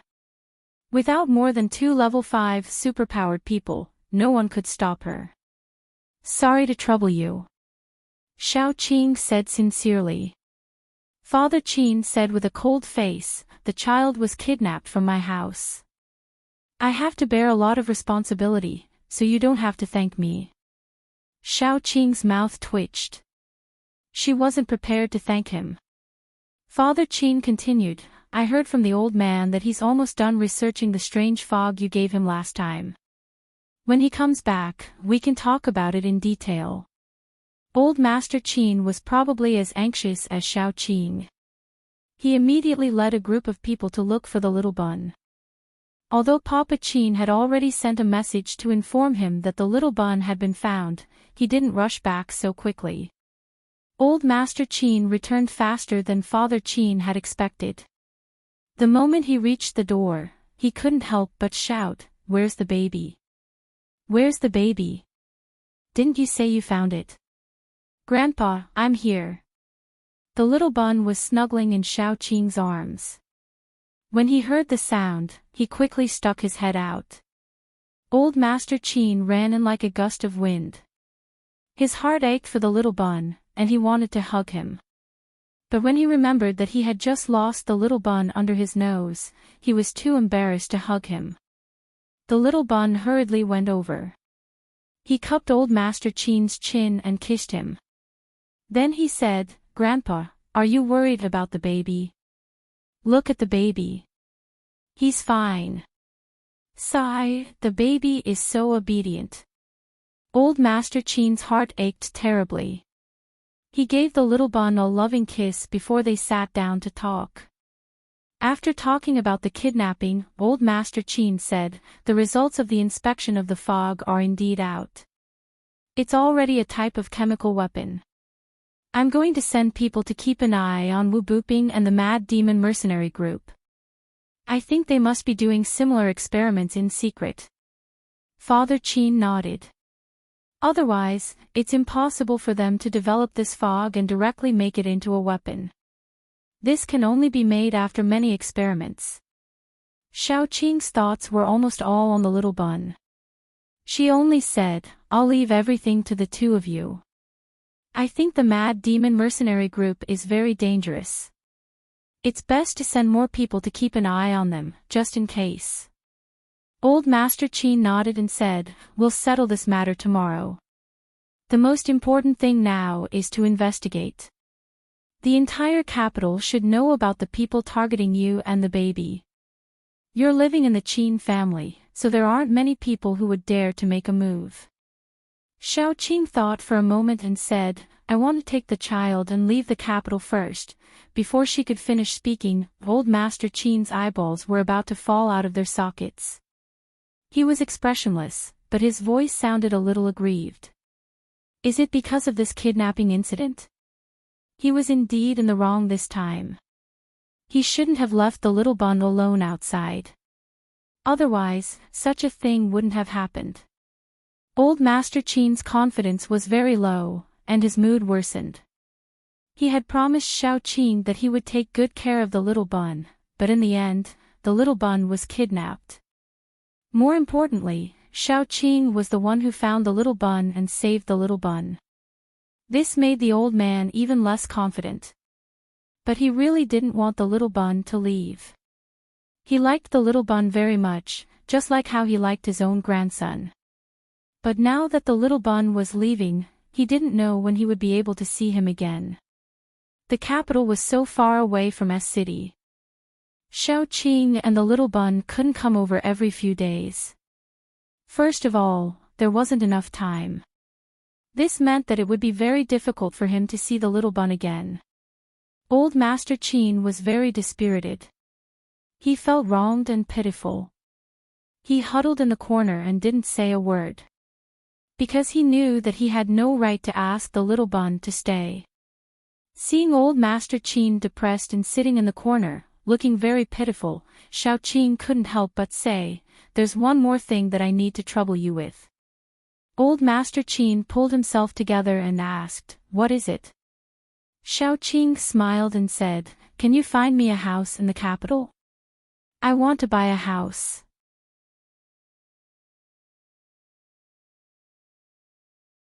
Chapter 359. Old Master Qin immediately perked up. Xiao Qing was going to buy a house in the capital? Did that mean that she was going to settle down in Jing City? As long as Xiao Qing settled down in Jing City, he would be able to see the little bun more often. It was a great thing. Old Master Qin was very happy about Xiao Qing's kindness. He waved his hand and said, "You can go back to the S-City survivor base. I promise that I will find a good house for you by the time you come back." "Thank you, Old Master." Xiao Qing smiled. She liked the Qin family from the bottom of her heart. They were really good to them. Before they left, Qin Zishi held a farewell party for Xiao Qing and the others. Then, she reluctantly sent Xiao Qing and the others to the gate. She even wanted to send Xiao Qing and the others back to the S-City survivor base. But in the end, Xiao Qing still rejected him. Giving each other gifts was like taking off one's pants to fart. It was unnecessary. Then, the group went back to the S-City survivor base.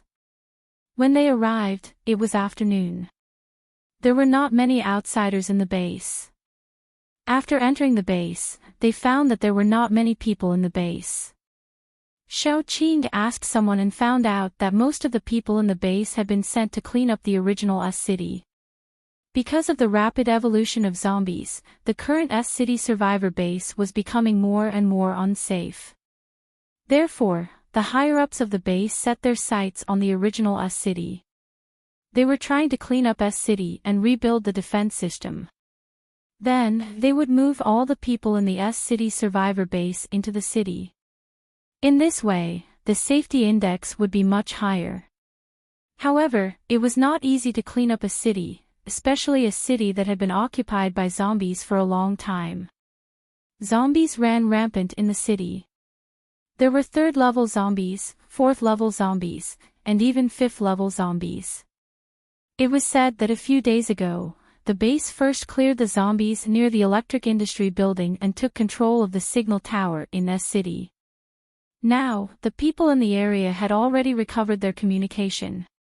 The base was currently cleaning up the area around the electric industry building. They had to clear out all the zombies and then move back into S-City.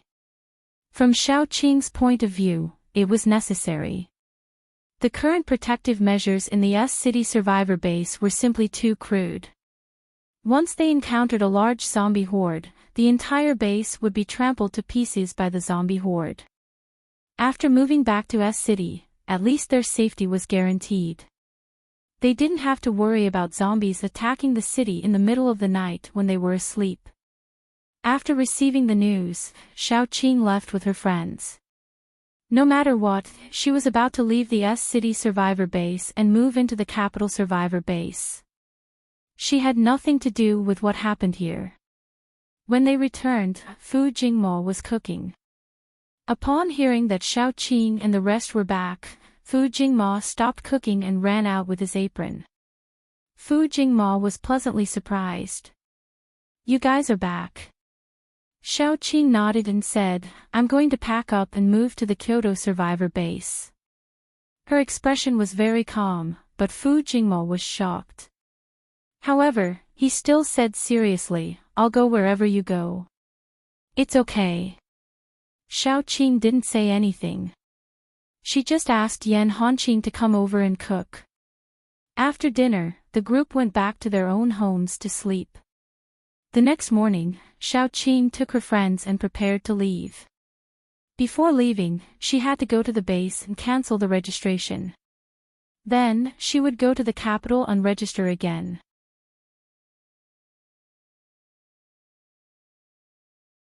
Chapter 360. In the lobby, after Xiao Qing explained her purpose, the girl in charge of registration was in a dilemma. It was as troublesome as changing one's nationality. She flipped through Xiao Qing's information and said, "Theoretically, you can cancel your household registration, but what?" Gu Pan, who was short-tempered, asked. In order to prevent people who change their permanent residence every few days and bring unnecessary trouble to the staff, the base has a rule that if you want to cancel your household registration, you must have enough contribution points. But you don't have enough, the pretty girl said embarrassedly. If you don't have enough contribution points, you can't cancel your household registration. Xiao Qing frowned. She never knew there was such a rule. It was really troublesome. Then Xiao Qing asked, "How many contribution points do we need?" "Not much. If you all want to cancel your household registration, you need more than 100 contribution points," the girl said seriously. Xiao Qing thought for a while and asked, "Is there a way to earn contribution points quickly?" "Yes, you can complete important tasks, such as clearing the zombies in S City this time. As long as you clear a certain number of zombies, you can get enough contribution points," the girl said gently. The girl said very gently. Xiao Qing immediately made the decision. "Accept this mission for us." It was a piece of cake for her to clear a certain number of zombies. She just needed to take her air dye and find a remote place to shout. Then there would be endless zombies coming to kill her. However, when they were leaving, Gu Pan was still angry. "Have you heard that other bases need contribution points to cancel their household registration? They are obviously bullying us. Seeing that we are leaving, they deliberately asked us to do something for the base." Xiao Qing rubbed her head and said, "Clear a certain number of zombies. This task is quite fast. Don't worry." They went back to pack up and prepared to enter the abandoned S City. The entire S City had been occupied by zombies for a long time. It was difficult to drive all the zombies out. As long as there was one zombie left, they would be doomed when they moved back to S City. After all, there were many ordinary people in the S City survivor base. If one or two zombies jumped out from the corner and bit one of the survivors, then the entire base would be doomed. Therefore, it was particularly troublesome to search. They had to ensure that the entire city was completely under the control of the humans before they could declare it a success. Therefore, the people who came to hunt zombies were divided into 3 groups. Some people were responsible for the first round of rough hunting, eliminating most of the zombies that were walking on the surface. The second group was responsible for patrolling around, searching every nook and cranny of the place that could still be found. The third type of people was the most important. They carefully inspected wave after wave, looking for fish that had slipped through the net. After 3 waves of people, it was still not over. The base would send people over to look for any stray zombies, kill all the zombies they could see, and bring them back safely to the base. When Xiao Qing and the others accepted the task, the base had already been strangled for a period of time. The power plant was the main target, and a large area around it had been cleaned up. Therefore, Xiao Qing and the others found a place and began to clean up the zombies. Low-level zombies were a piece of cake for Xiao Qing and the others. They even played Do Diju while killing zombies. Because 2 people were enough to kill zombies, the others were playing cards. Whoever lost the most would be responsible for cleaning up the zombies for a period of time.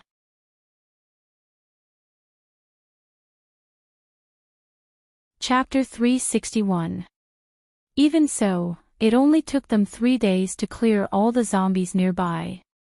Later on, as long as there were zombies, they would run away when they saw them. After all, they were scared of being killed. Xiao Qing was usually the one who cleaned up the zombies, because she didn't like to play cards. Moreover, she was the most lethal one among all of them.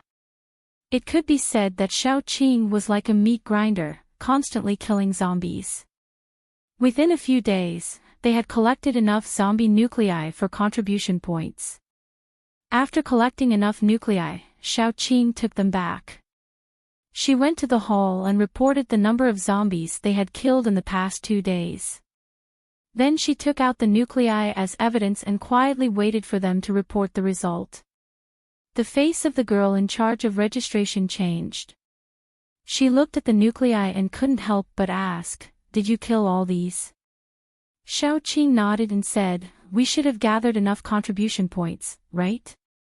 Unexpectedly, the girl hesitated for a while and then said, "Not enough." Xiao Qing frowned and asked, "Didn't you calculate at that time?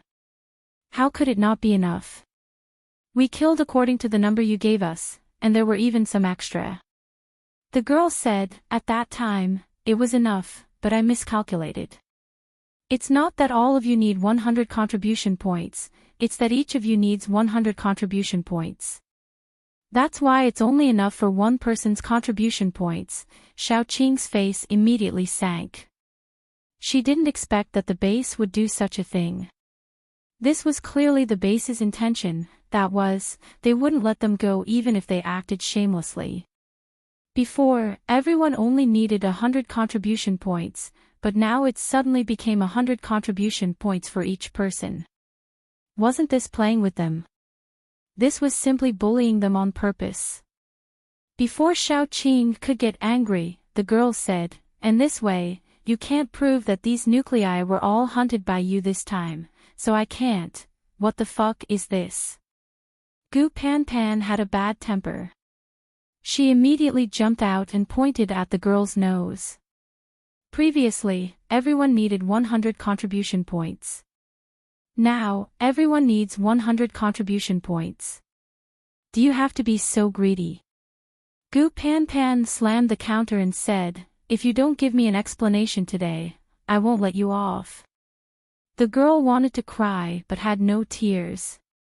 She said softly, "I really didn't decide this. It was decided by the higher-ups. You're not done with me. I can't do anything about it. I'm just following the rules." "Is this how the rules work?" Gu Panpan sneered, then said, "You still want us to prove that we killed these zombies? This is the same as asking me to prove whether or not I'm a woman. If this isn't nonsense, then what is?" The girl stuttered for a long time before she said, "It's not that I want to make things difficult for you. It's the request of the higher-ups, including checking if the zombies were killed in S City." Seeing this, Gu Panpan sneered, "To put it bluntly, you just don't want to let us go, right? Why are you still looking for excuses?" The girl stopped talking. Even if she asked again, she would only say, "It's the rule of the higher-ups." Gu Panpan was so angry that she stomped her feet. The key was, how could they prove that they killed those zombies in S City? Should they cut off the zombie's head every time they killed a zombie and bring it back for her to see? Xiao Qing patted Gu Panpan's shoulder and shook his head at her. The whole base of S City was under the command of the base chief. Of course, whatever he said would be the law. They didn't even have room to refute. This time, it was obvious that it was too troublesome to clean up S City, so the base chief needed a lot of fighters. Xiao Qing and the others' fighting ability was also very high in the base, which could be seen from their completion records. It should be a normal rule that they needed contribution points to cancel their household registration, but everyone still needed contribution points. It was probably a temporary decision made by the higher-ups after reading the information of Xiao Qing and the others. After all, it was not easy to find such good fighters. It would be a pity if they let them go. It was better to make use of the waste and let them kill more zombies in S City. This way, the base would save more trouble. Look, this was such a smart idea. Xiao Qing's eyes were cold. She knocked on the window and asked, 100 contribution points per person, right? There won't be any changes. Yes. The pretty girl hurriedly said, "As long as you bring back enough nuclei, you can pass the inspection and get contribution points. You don't need to prove that these zombies are from S City." Xiao Qing said lightly. The girl coughed and said, "I believe you. Bah, what were you doing earlier?"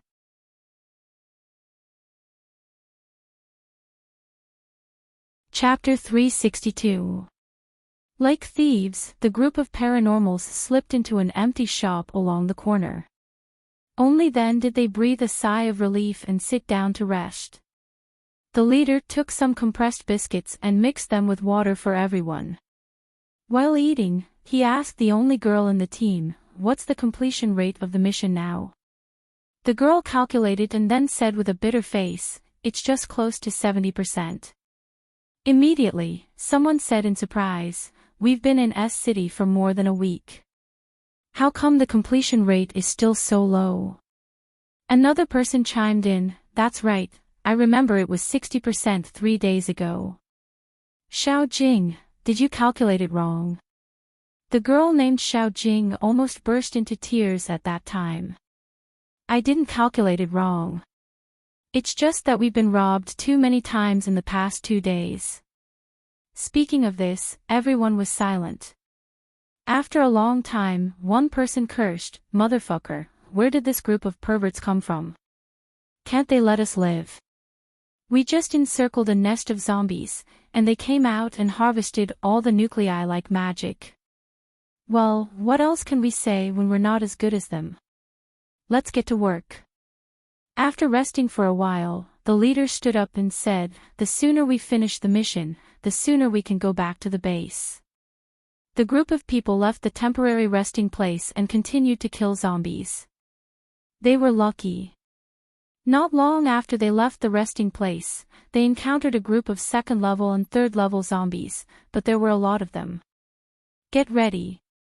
The leader raised his hand and quietly approached, followed by a group of excited paranormals. There were 30 to 40 zombies in this wave. If they killed all of them, their completion rate of the mission would increase by 1%. A group of people quickly surrounded them. They activated their special abilities and prepared for a beautiful wave of siege. Before they could do anything, a man and a woman suddenly descended from the sky. The woman was muscular and looked very strong. The man was so fast that he almost pulled out an afterimage. As soon as the two of them entered the zombie crowd, they were like two meat grinders, crazily slaughtering. After the two of them, there was a very handsome and serious-looking man. He raised his hand, and a thunder and lightning appeared. The zombies that were enveloped by the electric net were directly electrocuted into ashes, leaving only the shining crystal in the ashes. The higher-leveled ones were also burnt, emitting a strange smell. Soon, the group of zombies was cleared by the 3 people. After the woman who looked like a King Kong Barbie collected all the nuclei, she waved her hand and said, "It's done. Next place, let's go."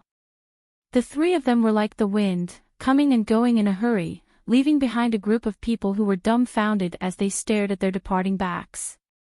After a long while, Xiao Jing couldn't help swearing, "It's them again. Damn it." On the other side, Xiao Qing, Xiao Tong, Yan Qiue, and Little Bun had just finished a wave of killing. A small zombie group led by a level 4 zombie was cleared by them. As soon as they entered S City, Xiao Qing divided their small team into groups. The Goose siblings and Yan Hanqing were responsible for wandering around and killing zombies. Shi, Xiao Tong, and Yan Qiue were responsible for clearing the fixed zombie groups, such as large shopping malls and schools, which were densely packed with zombies. As for the rest, Air Dai was simply left alone. S City was originally Air Dai's hometown. As soon as he came back, he was like a fish in water. He went everywhere to find the high-level zombie leaders. If he could defeat them, he would kill them. If he couldn't, he would call his friends to help him. In short, life was very happy.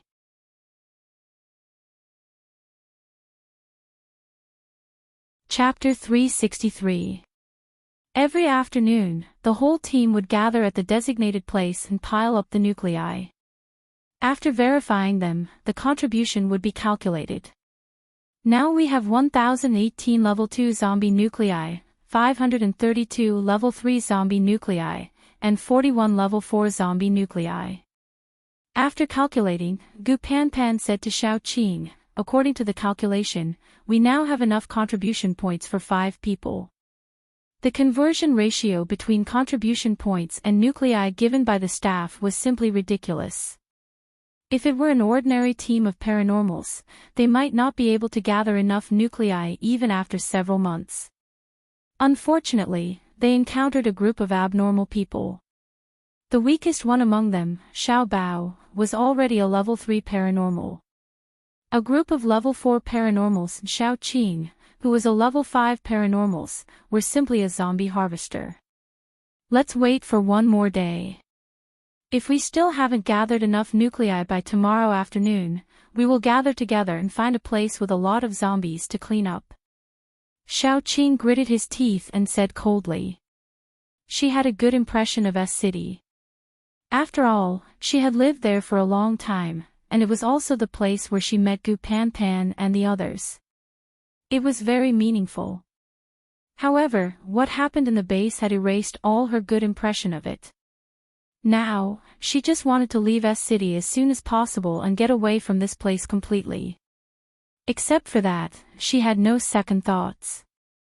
After finding a safe place to sleep for a night, the group separated again. Xiao Qing carried Xiao Bao on his back and took Xiao Tong and Yan Qiue to the next destination. This time, he had his eyes on a large market far from the city center. There was a very long pedestrian street here. After the apocalypse, the movement of zombies was very high. There were many zombies living here, and many of them could be considered mobile zombies.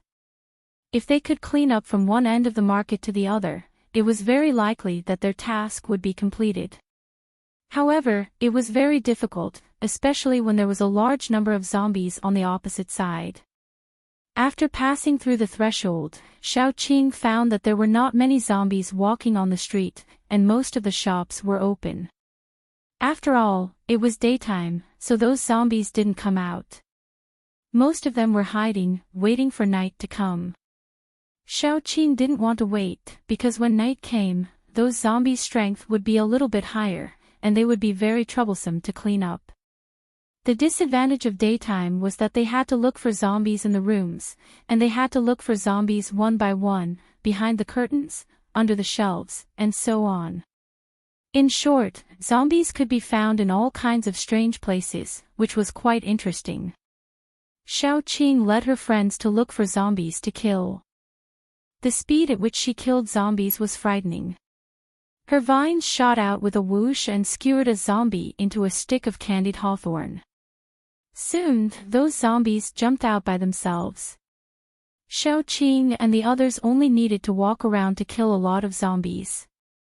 According to this speed, tomorrow may not be enough. Xiao Qing sighed and then said. Yan Qiue had to comfort her, it doesn't matter if it's 1 or 2 days later. It's normal that it's troublesome to leave the base. After a short rest, Xiao Qing went to kill zombies. After a while, she suddenly heard Dai's sharp voice calling them. The group of people didn't say anything, leaving the zombies that they were killing, and ran towards the direction of Dai's voice.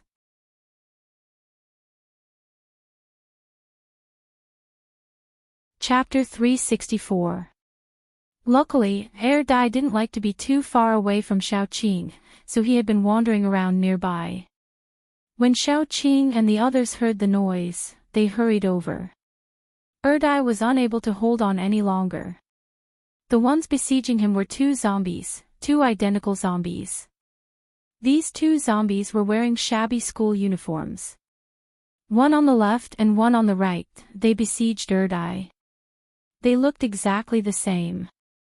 The only difference was that one had a red left eye, while the other had a red right eye. When they were still alive, they should have been twins. probably because they were twins, they had a great tacit understanding with each other. Their cooperation was perfect, and they were stronger than Dai. At that moment, Dai was in danger. Xiaoqing saw that Dai was injured from a distance. Her eyes turned red, and she whipped the ground with her 2 vine whips. As a boost, she bounced out like a cannonball. She quickly landed in the battle circle, and the 2 zombies were shocked. These 2 zombies were the overlords of this area. They led a group of subordinates, and lived a carefree life. Then Dai appeared. What should they do when other powerful zombies invaded their territory? Kick them out. Or kill them directly. As a result, Dai, who was killing in the zombie crowd, was targeted by 2 zombies. The 2 zombies were hiding in the zombie crowd. When Dai's attention was on the ordinary zombies, the 2 zombies rushed out from the left and right side of him. Dai didn't have time to react.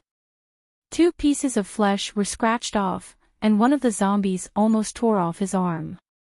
Dai hurriedly called for help. Xiaoqing landed on the ground. The vines in her hand seemed to be alive. They drilled out and entangled one of the zombies. She directly pulled the zombie to her side. The other zombie was shocked, and quickly jumped away to avoid being caught by Xiaoqing. Xiaoqing reached out her hand. Her 5 fingers were like knives stabbing into tofu. She easily pierced the zombie's head and took out the zombie's nucleus. The zombie was probably irritated by his brother's death. It screamed and was about to run away. Revenge was a dish best served cold, not to mention a zombie. How could Xiaoqing let it go? She immediately threw out a vine and chased after it. Then, the poor zombie was easily dragged back by Xiaoqing. Xiaoqing opened its skull and dug out its crystal nucleus. Dai was badly injured. There was a scratch on his face. He looked very pitiful. When he saw Xiaoqing coming over, he directly jumped on her and hung his whole body on Xiaoqing. Xiaoqing quickly caught Dai. She held Dai's soft butt with one hand and said, "It feels good." Then she gently pinched it. Yan Qiue immediately pretended to cough twice to remind Xiaoqing. However, Xiaoqing didn't notice. She held Dai's butt and rubbed Dai's wound. Then she gave the 2 high-level zombie nuclei to Dai for him to absorb. Dai wasn't pretentious at all. After kissing Xiaoqing, he took the 2 zombie nuclei and absorbed them on the spot. Dai's recovery speed was fast. When he absorbed the nuclei, his recovery speed was even faster.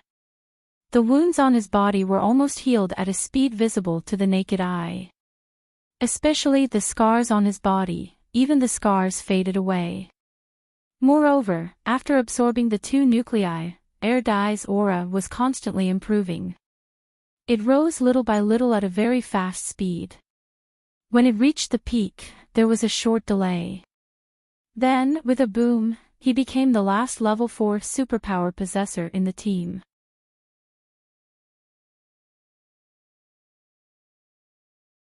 Chapter 365.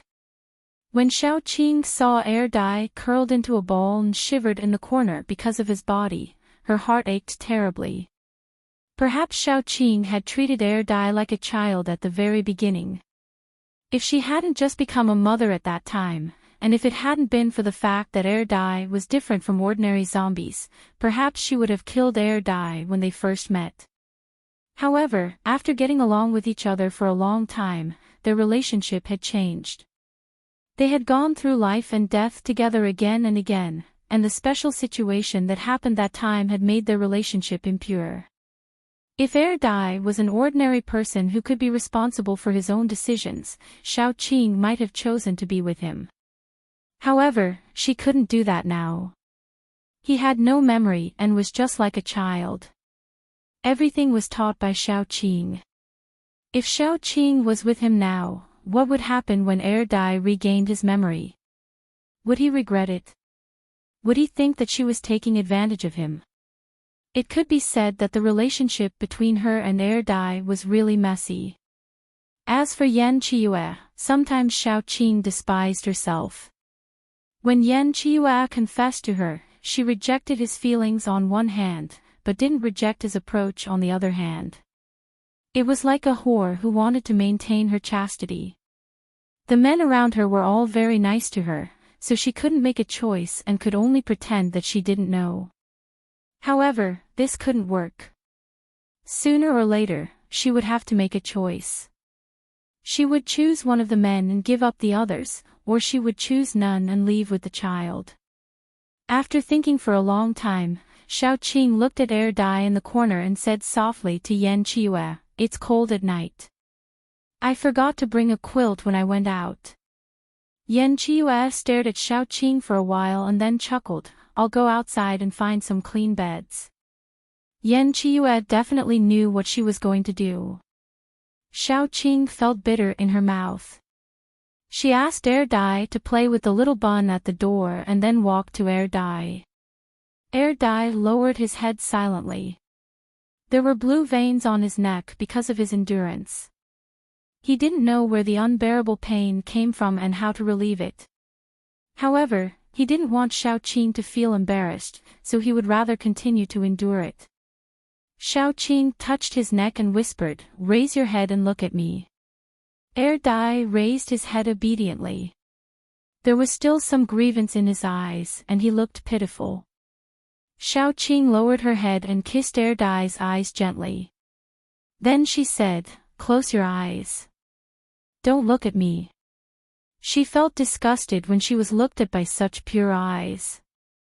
However, Dai was stubborn and refused to close his eyes. He looked at Xiao Qing in a daze, and the grievance in his eyes became more and more intense. Xiao Qing sighed softly. In the end, she reached out and held the source of evil. She said helplessly, "If only you could remember everything.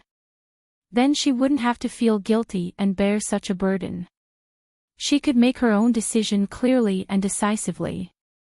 Yan Qiue seriously went out and found several new quilts.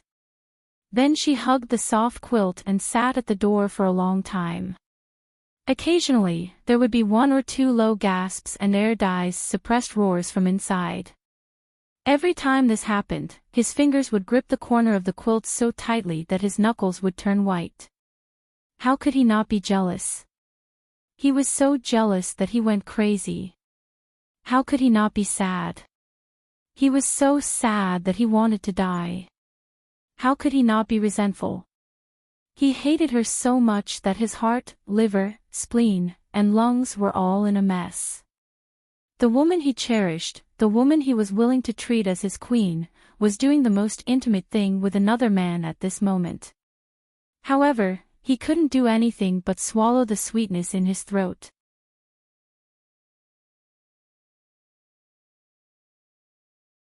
Chapter 366.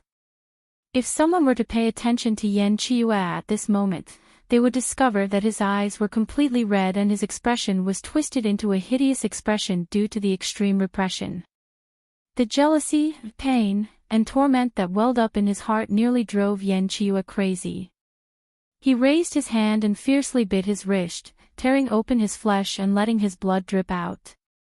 This kind of physical pain should have brought him the most joy, but at this moment, it couldn't alleviate even the slightest bit of his pain.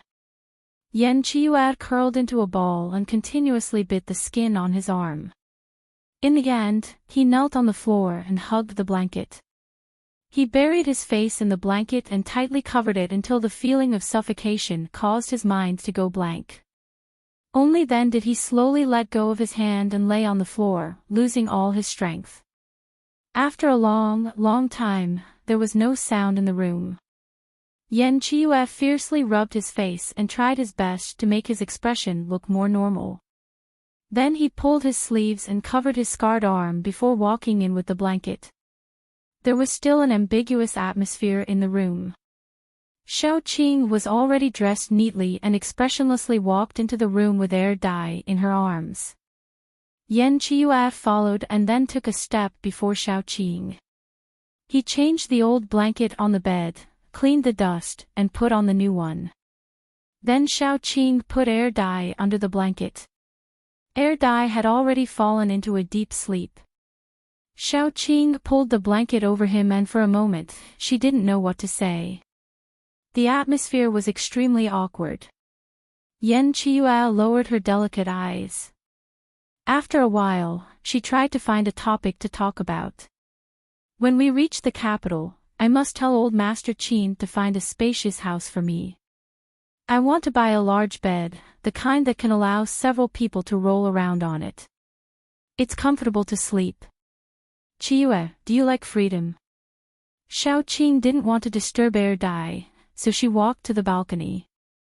She had never smoked in the past since smoking was bad for her health. But now, whenever she was frustrated, she would smoke a cigarette. Yan Qiuyue's face immediately paled. He leaned against the balcony door and said in a low voice, "Why are you suddenly asking me this?" Xiaoqing holds the railing and looks at the dilapidated house not far away. Her heart is empty and a little sore. It's too tiring and hard to follow me. You have to run around almost every day. I can't give you anything. It's better for you to live in the Linchuan base. Someone will provide for you. You just need to do the experiments you like and do whatever you want. What are you trying to say? Yan Qiuyue's fingertips were trembling. He stared at Xiaoqing, his eyes red with anger and pain. Xiaoqing was shocked. Then, she smiled bitterly. I'm not trying to drive you away. I just think you deserve better. Yan Qiuyue grabbed Xiaoqing's hand and said coldly, You always think that you're strong and that you're always willing to make decisions for others. But have you ever thought about my feelings? I'm cheap. I just like to follow you. Even if you don't like me, I'll stick to you shamelessly. Even if you hate me, I'll secretly watch you. Yan Qiuyue's whole body clung to Xiaoqing like a snake clinging to a tree. He kept moving closer to Xiaoqing. Finally, he gently stuck out the tip of his tongue and licked Xiaoqing's neck. Xiaoqing reflexively wanted to break away, but she smelled blood. She lowered her head and grabbed Yan Qiuyue's arm. When she pulled it up, his sleeve loosened, revealing his scarred arm. Xiaoqing subconsciously tightened her grip on Yan Qiuyue's wrist. She couldn't help but be angry. She kept making all kinds of food and thought of all kinds of ways to nourish his body. In the end, he ruined himself.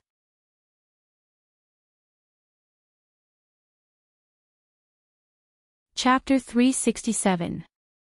The word master sounded like a Japanese manga.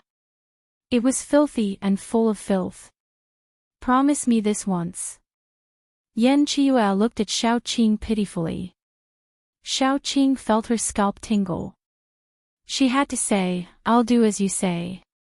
For some reason, she suddenly imagined Yan Qiuyue wearing a maid's uniform with nothing inside. When she came home, Yan Qiuyue came over with a pair of slippers. He changed her shoes and asked her with a flirtatious look, Welcome home, master. Do you want to eat first or eat me first?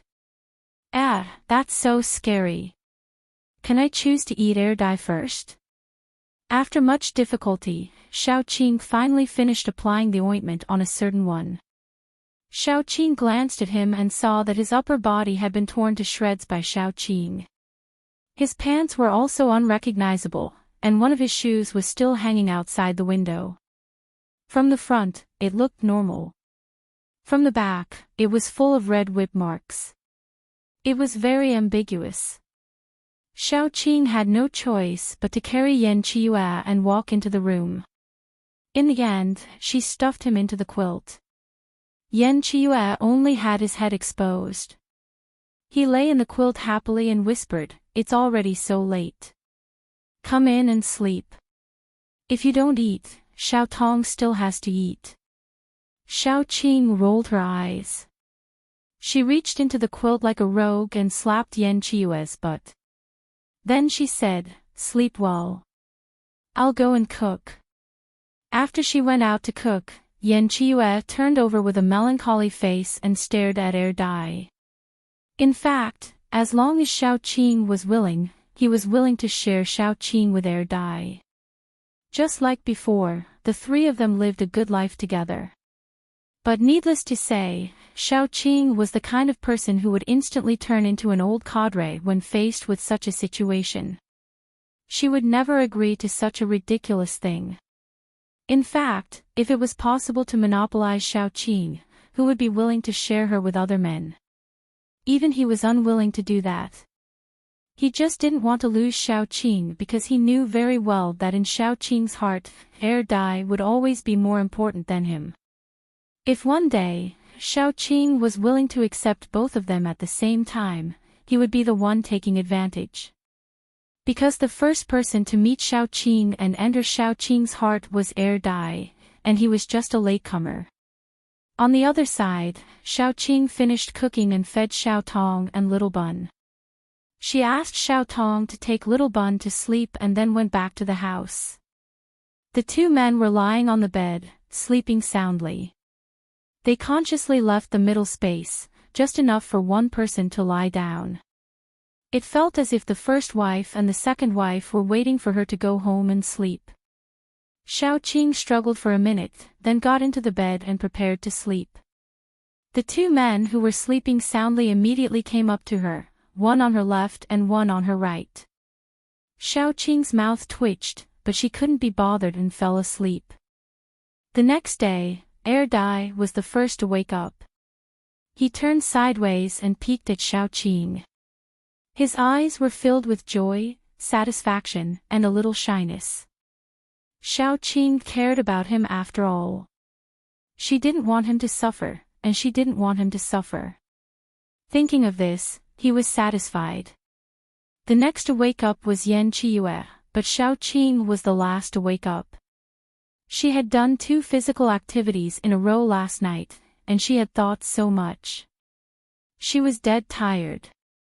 As soon as Xiao Qing woke up, the two men gave her a good morning kiss from each side and salivated all over her face. Then, she kicked each of them off the bed. Then Xiao Qing got up and went to cook. Yesterday's incident was too sudden, so they didn't have enough work to do. Today, they had to continue to work and get more crystal cores to make up for the contribution points. So after breakfast, the group started to get busy.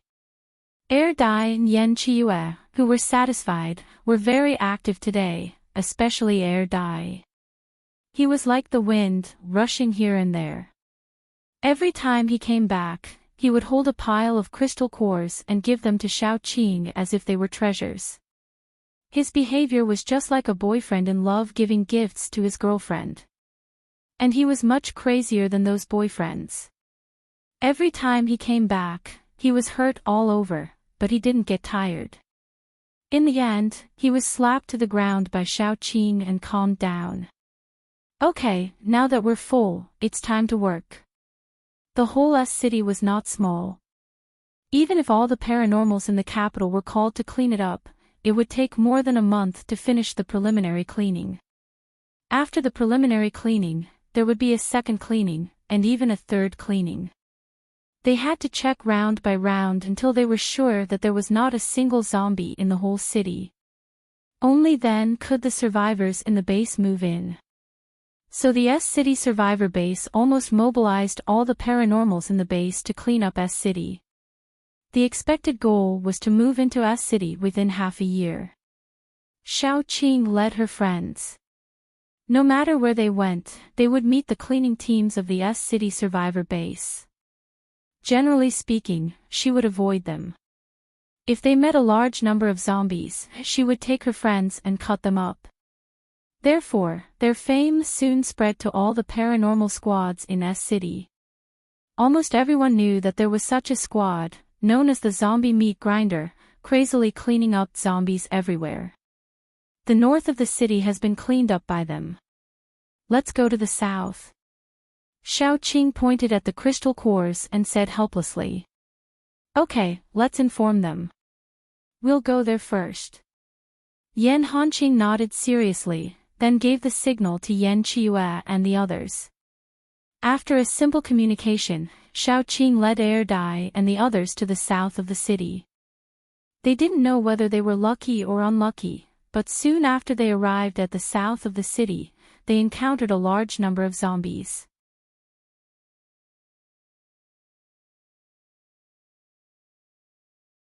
Chapter 368. Those zombies were provoked, so they rushed over from all directions, trying to surround the small group of paranormals in the middle, which seemed to have no sense of existence in the zombie crowd. Xiaoqing saw the group of zombies from a distance. She calculated and found that as long as they cleaned up this wave of zombies, they would have enough contribution points. Without another word, Xiaoqing released a signal flare and prepared to call the rest of her friends over. After all, the more the merrier. However, seeing that the small group of paranormals was about to be drowned in the sea of zombies, Xiaoqing couldn't just stand aside and wait for Yan Hanqing and the others to come over. Therefore, Xiaoqing was the first to take action. She found a balcony on the second floor, then climbed up. After occupying the high ground, she waved her hands, and the vines rushed out quickly with her mind. The vines wrapped around the waists of the paranormals who were drowned in the sea of zombies, then dragged them back. Those paranormals were full of despair and were ready to die, but they closed their eyes and didn't feel the pain of being torn apart. Instead, they felt as if they were riding on clouds. When they opened their eyes again, they saw a woman carrying a child in front of them. The woman was expressionless. She took back the vines, then jumped off the balcony before they could react. Only then did they come to their senses. Were they saved? After saving the small group of paranormals, Xiaoqing joined her friends. Dai jumped into the zombie crowd without hesitation and kept killing the high-level zombies. Xiaoqing didn't rush in. She needed to protect Little Bun and Xiao Tong. Xiao Tong released a spiritual shield and followed behind Xiaoqing. The shield covered Xiaoqing and Yan Qiue, so no zombie could break through it. Then two people, one in front of the vines and the other one controlling the air, harvesting the zombies at a fast speed. Soon, Yan Hanqing and the others, who had received the news, arrived. They came from another direction and surrounded the zombies, then began to clean them up. Their combination was like this. Gu Chuan was in charge of freezing the zombies. He didn't want to freeze them to death, he only wanted to make them unable to move for a short period of time. Then Gu Pan was like a King Kong Barbie. All the ice sculptures would quickly break under her hands. Then Gu Chuan used ice in his left hand and water in his right hand. As long as the water dragon was released, Yan Hanqing's lightning would immediately follow. After all, water could conduct electricity. Therefore, groups of zombies fell instantly. The scene was even more spectacular than Xiaoqing's. The group of superpowered people standing on the balcony purely as onlookers was speechless. They were chased by zombies and had nowhere to run. In the end, they could only wait for death. However, when these zombies encountered Xiaoqing and the others, they were unable to resist. There were at least 1,000 zombies, and the weakest one was at least 800. They were surrounded by a team of superpowered people and tortured like dead dogs. No wonder they could only be the lowest-level superpowered people's team. Half an hour later, Gu Pan and her friends began to clean up the battlefield. Cleaning up the battlefield was the most annoying job, because the zombies all over the ground were smelly. She had to cut open their heads and take out their nuclei. In the end, Gu Pan didn't even look at the lowest-level zombies. She would only take out the nuclei of those at least second-level zombies. After taking out the nuclei, Xiaoqing roughly pointed at them and left with her friends. At this time, the rescue team of superpowered people realized that they hadn't thanked Xiaoqing yet. At this moment, Xiaoqing had already taken her friends back. They had almost collected enough contribution points. On the way back, they should be able to clean up some zombies.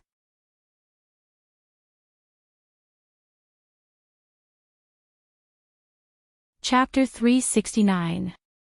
This time, if the base still found an excuse, she would leave directly. At most, she would go to the capital to be a temporary resident. Anyway, the capital wouldn't chase them away. It was just a household registration. It wouldn't be a problem. At most, every time she left the capital and returned, the procedures would be slightly more troublesome. That was all. The staff member was very shocked that Xiaoqing and the others returned so quickly. She was very clear about how many zombies those contribution points represented. Many people who tried to change their household registration would be scared away by the contribution points. As for Xiaoqing, how long had she left? She definitely didn't have enough contribution points. Then Xiaoqing clapped her hands. Gu Pan and the others each carried a sack over. They opened the sacks and poured out a pile of nuclei. How many nuclei could 4 or 5 sacks hold? Anyway, there was a small mountain on the ground. The people who were doing other things around were also shocked. They all turned their heads and stared at Xiaoqing. Their jaws dropped. How many nuclei were there? How many zombies did they kill? Let's count. Xiaoqing found a chair and sat down. Then she lazily raised her chin. If it's not enough, I still have more. The staff member was silent for a long time. Then she called a few other idle people to count together. They counted for nearly an hour. Everyone counted until their backs were sore and their eyes were blurry. At the last number, the staff member was also stuck. Because the nuclei in front of her were not only enough for the contribution points, but also far exceeded the requirements. Something like this had never happened before. She actually didn't know what to do next. Since the contribution points are enough, then help us cancel our household registration. Xiaoqing said lightly. The staff member's hands were numb. She couldn't ask her superior. After hesitating for a long time, she took action and cancelled the household registration of Xiaoqing and the others. Xiaoqing waved her hand again. Those nuclei were collected. Xiaoqing, who was free, felt that the air was much fresher. She stretched lazily and brought her friends back to pack their things. She also brought Fu Jingmo along. When she stepped out of the gate of the base, Xiaoqing was still a little dazed. This was the first base she had lived in. She used to have a home here. But now, she had no choice but to give up this home and start over somewhere else. Along the way, Fu Jingmo was quite silent. However, he was very nimble.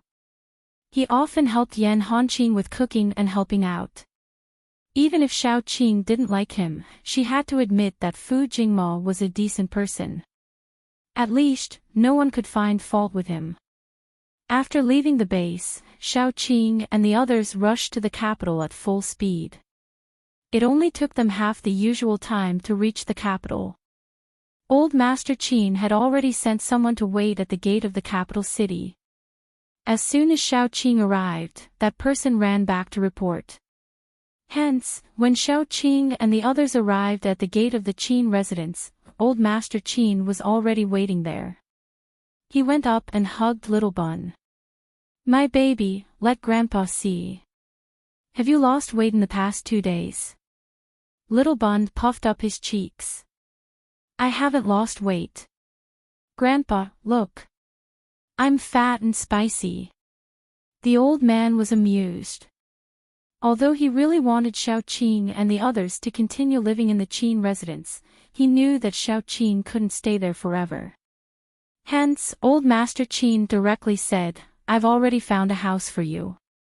Do you want to eat first or look at the house first? Xiaoqing immediately said, let's go look at the house first. Old Master Qin personally brought Xiao Qing and the others to look at the house. The house that Old Master Qin found was not far from the Qin residence. It only took 3 to 5 minutes to walk. From the outside, it looked like a courtyard house. However, there was something special inside.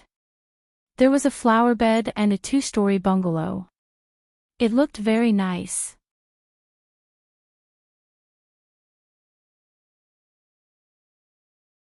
Chapter 370. At the very least, it suited Xiao Qing's taste. She looked around and saw that there were some common flowers planted in the flower bed. After eating, she could take a walk around the flower bed to relax. In the middle were 3 small buildings in a triangular shape. Whether it was the decoration or the space, they were all very good. After buying some new bedding, she could move in directly. You only need a level 120 crystal core to buy it. Old Master Qin stroked his beard and said proudly, "This is my old friend's house. I haven't lived in it many times, and almost everything is new." Xiao Qing handed the crystal core to Old Master Qin without hesitation and said, "I've really troubled you this time. I'll treat you to a meal when you're free." "You don't have to. Just treat me to a meal today," the old man blinked his eyes and said bluntly. Xiao Qing laughed involuntarily and said, "Okay." Moving to a new house naturally had to be celebrated.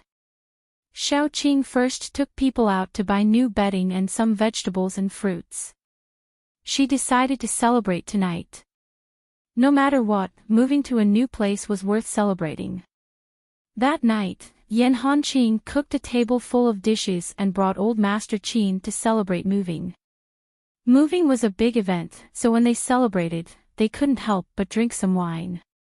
In the end, they collapsed all over the floor. Xiao Qing didn't drink much, so she was still relatively sober. She sat by the side and chatted with Old Master Qin. Old Master Qin went straight to the point. "I sent a group of people to keep an eye on the demonic mercenary group all day. In the end, I really found something." Xiao Qing poured a cup of tea for Old Master Qin to sober up and asked, "What did you find?" Old Master Qin stood up and said as he walked, "After learning of the source of the smoke, I sent people to keep an eye on the demonic mercenary group all day and night, afraid that they would do something against human morality. Then, news came from there.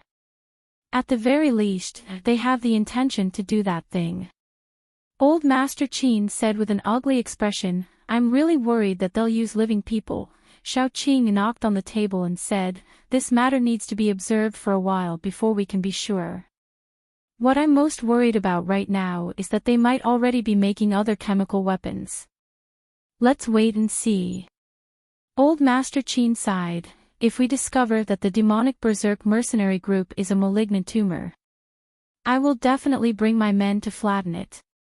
I'll pay attention to it too. I have a feeling that things can't be that simple." Xiao Qing said helplessly. It wasn't that she always had bad intentions and always wondered why those people didn't make a move. It was just that some things were better prepared for a rainy day. Especially since Mad Demon had a grudge against her. She was someone who bore grudges. The vengeful Xiao Qing rubbed her chin and prepared to pay attention to Mad Demon's movements at all times.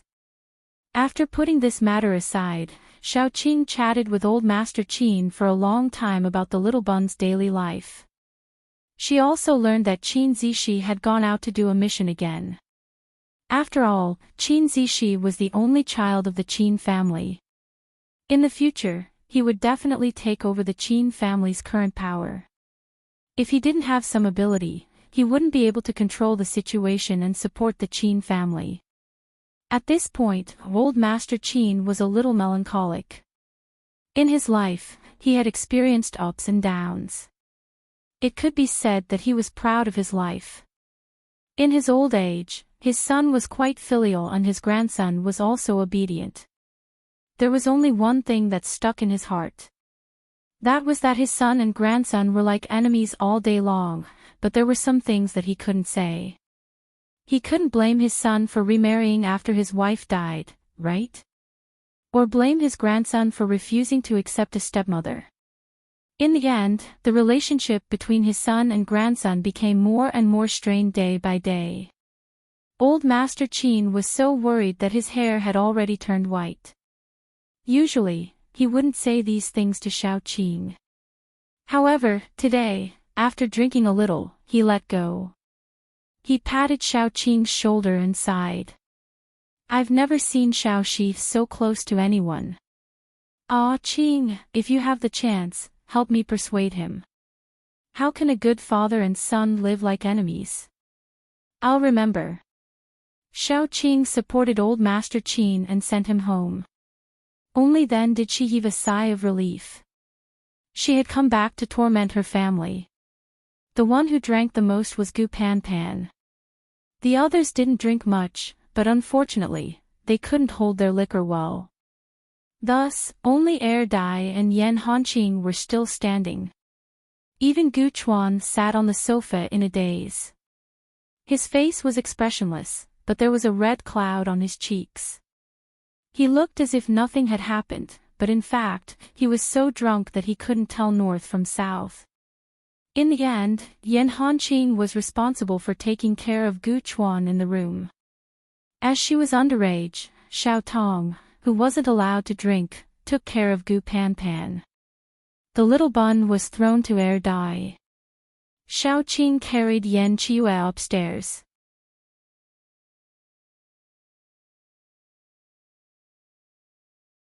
Chapter 371.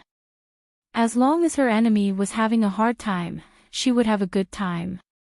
With this mentality, Xiao Qing deliberately walked over, ready to see what was going on. One side was undoubtedly the members of the demonic mercenary group, while the other side was a man and a woman. There was even a stall on the ground, selling bits and pieces. Xiao Qing didn't need to look to know that it was most likely related to protection fees. She leaned closer to listen. The woman was scolding, "How black-hearted are you? I only earn a few crystal cores a day, and you want half of it. Do you still want me to live?" The person from the demonic mercenary group said, "Everyone is doing business outside.